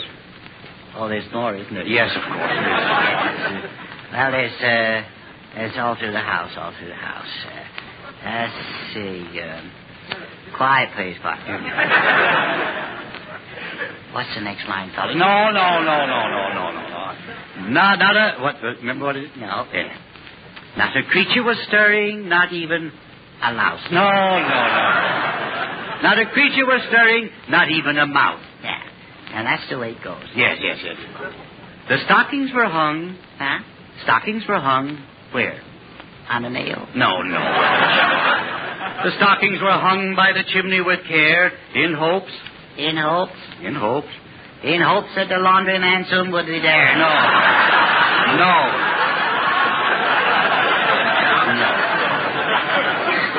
In hopes that Saint who? Saint Vitus? No. Saint Bernard? No. Saint Paul? No. Minneapolis? No, now wait. Well, gee whiz, I tried. All right. I'm on the wrong track. You certainly are. I'm going to hate myself in the morning for not knowing this. Yes. Well, now you continue. Yes. Let's see. Wait. In hopes. Oh, yes. In hopes. No coaching, please. Much. In hopes that St. Nicholas soon would be there. Semicolon. Yeah, that's it. The children were nestled all snug in their bed. Shoot if you must, this old gray head.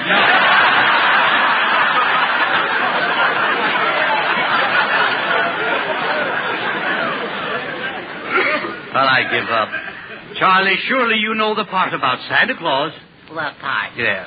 The arms and legs? No. About how he rides through the skies. Oh, yes. Yeah, Santa Claus is. Oh, yes, of course. He flies through the air with the greatest of ease. The jolly fat man in the red DVDs.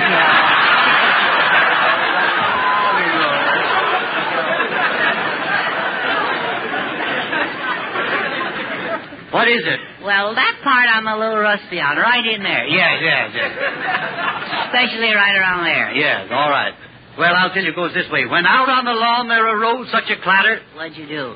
I sprang from my bed to see what was the matter. Oh, yeah. I tore open the shutters and threw up the sash. Yeah. And now, what about the reindeers? Oh, what about them? Yeah. What were their names? Oh, yeah, that's right there. What were they? Well, there's Dancer and Prancer. Oh, yeah. And what are the rest of them? There's Dancer and Prancer and Dandruff and Blintzes. No. Thunder and Lightning. No. I give up. Donner. Donner? Yes. Oh, yeah. Donner, Amici. No. I didn't know he made the team. Well, he did. And what did Santa say? What did he say? Well, he said, on Dancer, on Prancer. Oh, yeah. On Dancer, on Prancer. And what do you know? Prancer came in and paid $2.20 to show.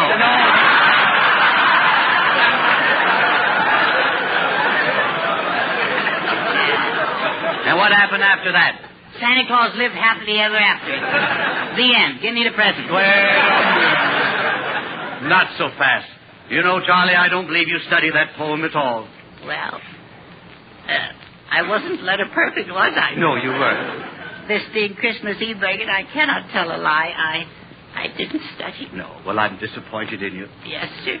But inasmuch as you were man enough to own up. Oh, I did that, sir. Yes. I'm going to give you the present anyway. Oh, thank you, Bergen. And here it is. Oh, thank you. What is it? It's a beautifully illustrated copy of that famous poem, The Night Before Christmas.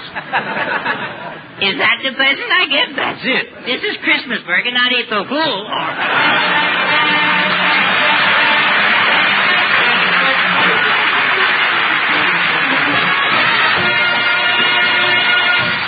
This is the night before Chase and Sanborn's 81st Christmas, an appropriate time to remember old friends and to greet our many thousands of new ones. Yes, Chase and Sanborn Coffee has been wishing its friends Merry Christmas for 81 years. And the loyalty of those friends through 4 generations indicates pretty conclusively that Chase and Sanborn add something to the occasion. Good coffee and Christmas have a great deal in common. It's right in the spirit of the season. Cordiality, good fellowship, hospitality are part of Chase and Sanborn's goodness. And it's more than just a seasonal treat. It's on hand every day, every meal or oftener. And its deep down, heartwarming, abundant flavor carries the Christmas spirit right through the year. Bergen, don't you think we should have Christmas carols or something like that? I certainly do, Charlie, and we are. We're going to have a chorus of 1,000 voices with us. 1,000? Yes.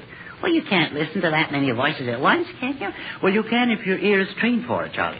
For instance, when Ray Noble's band plays, he not only listens to it as an orchestra, he does, yeah, but he hears each and every individual instrument. Yeah? Yes. And he doesn't do anything about it? Well, the point that I'm trying to make, Charlie, is that to fully enjoy the best in music requires training. And that's why I've arranged for you to take lessons from a famous singing teacher. Well, now, that's nice of you, Bergen. I didn't know you knew so much about music. Well, I appreciate classical music, although I don't think you could call me a long hair. No one could call you that, Bergen. No. Yeah. Hello. Excuse me, please. It's Senor Bourbon. Oh, no, Bergen. Yes, Bourbon, hello, Professor. Yes. Who is this, Bergen? I am Donaldo Pizzicato Amici Victrola Gazzolo, the famous singer. Yeah. I'm going to give it to you good. If you're a singer, Gazzolo, I'm John Charles Thomas. No, I'm a pleasure to meet you, Mr. Thomas. The pleasure's all yours. Well, let's get going now. At the first, I'm going to teach you the music caprice. Yeah. You know, the harmony and the applied stuff. Yeah. You're going to get knee-deep in it, too. Yeah. Now, tell me, Professor, are you familiar with Mozart? Oh, Mo, and I just like that. What about the others? Yeah, sure, I know them all. I know Rimsky, Kofikop, Streptokowski, Rossini, Puccini. How about Jack Beanie? That's all right. That's good, yes. Say to me, what do you know about the Chopin? Well, Chopin, you play it like ping pong, only you use a larger racket. Oh, no. That's right. That's perfect. Now, first of all, to listen to music, you've got to have music. I'll go along with you so far, yeah. When the music, she comes out loud, is a fortissimo. If it comes out soft, is a pianissimo. And if it don't come out at all, it's Petrillo.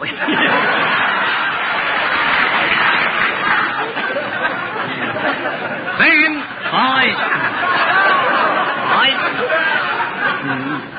then we got a high key and a low key. Yeah? And sometimes you got a no key. In that case, you climb in the window. Now, Oh, John.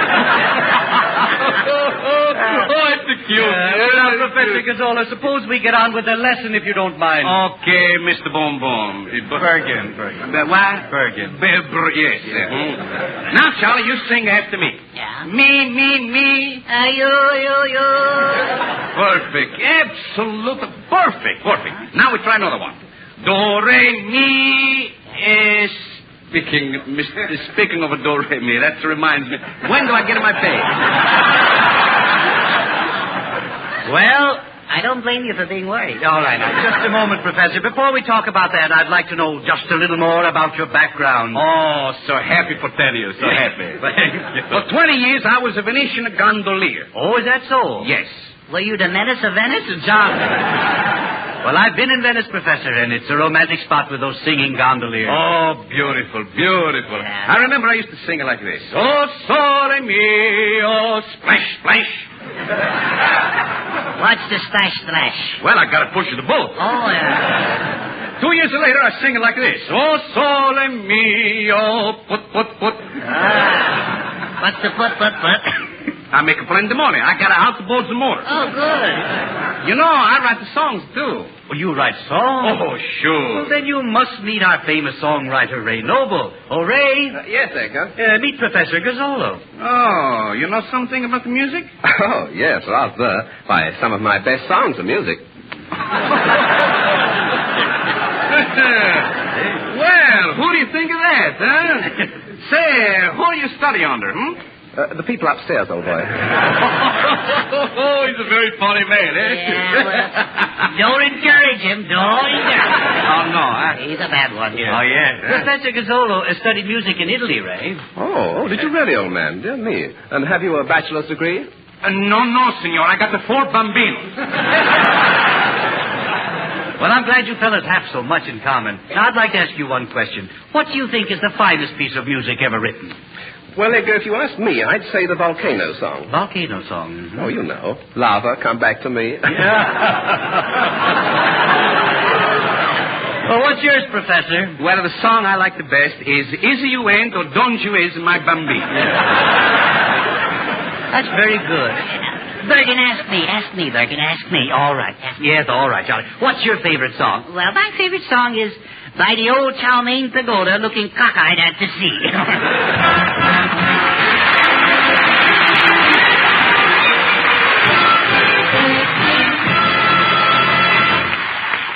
From the Great Lakes Naval Training Station on the banks of Lake Michigan, we hear from the famed 1,000-voice choir singing a medley of Christmas carols. Ladies and gentlemen, the Navy sings. And as we see how the Japanese perimeter of defense is being shrunk, we know why the Navy sings. They sing in pride, in exultation, and on this Christmas Eve, in humble gratitude. We listen now to our Navy.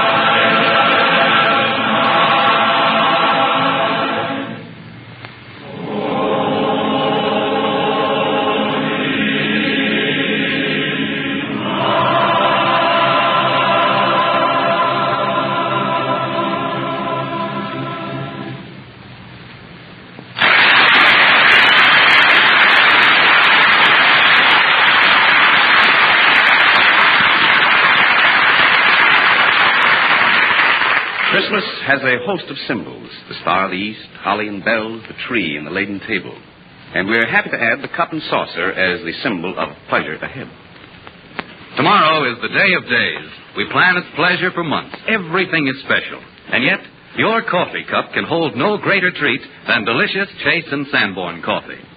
We are happy to be a part of providing that pleasure for coffee lovers all over the country, making the coffee cup a symbol of enjoyment the year round. But especially at this season of open house, good cheer, good wishes, and hospitality, fine coffee comes into its own. When guests arrive, or when we come indoors out of the cold, it's a warm-hearted, heartwarming greeting in the spirit of the season and the big day. The whole cheering picture of a classic Christmas is brought to mind by this richer blend: the open fire, faces, and hearts aglow. Chase and Sanborn coffee is in that grand tradition. And tonight and tomorrow, we trust that Chase and Sanborn will be helping to make your holiday the merriest you've ever enjoyed.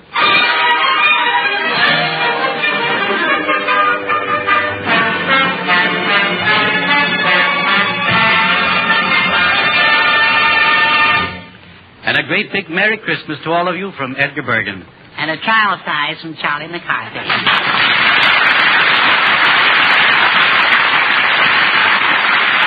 And Merry Christmas to you, Charlie. And Merry Christmas to everyone.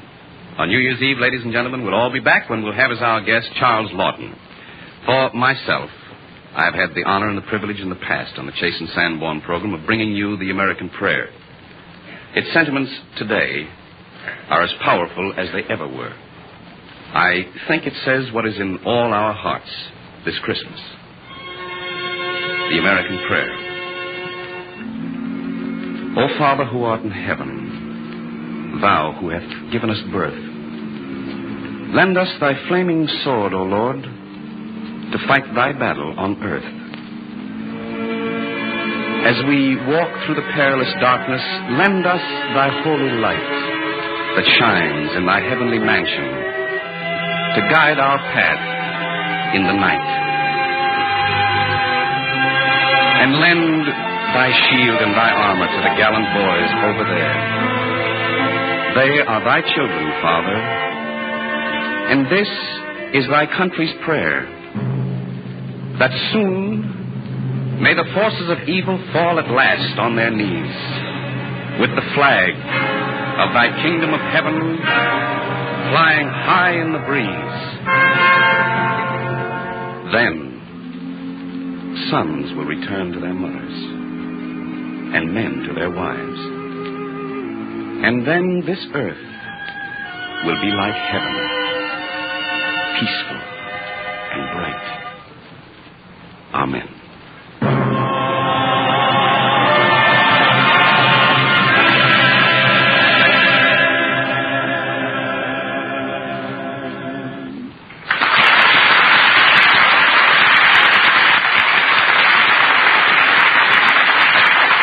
Be with us again next week when Edgar Bergen, Charlie McCarthy, Don Amici, Ray Noble, Joan Merrill, and all of us have as our guest Charles Lawton.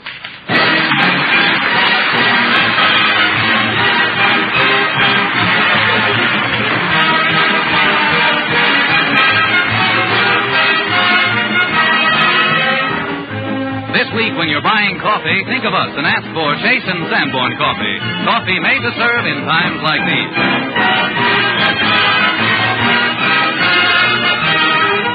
This is Bill Foreman saying goodnight from Hollywood, Radio City.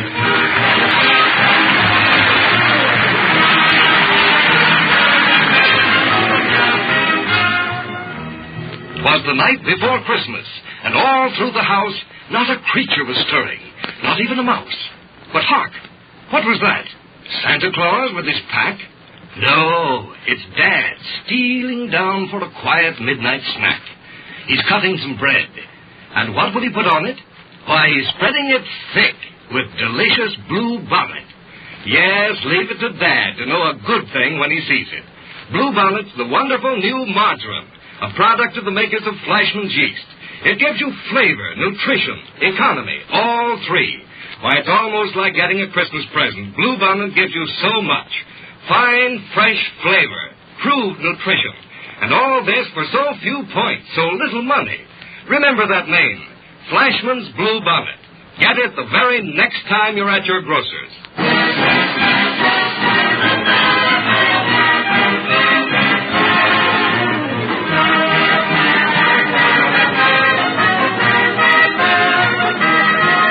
This is the National Broadcasting Company.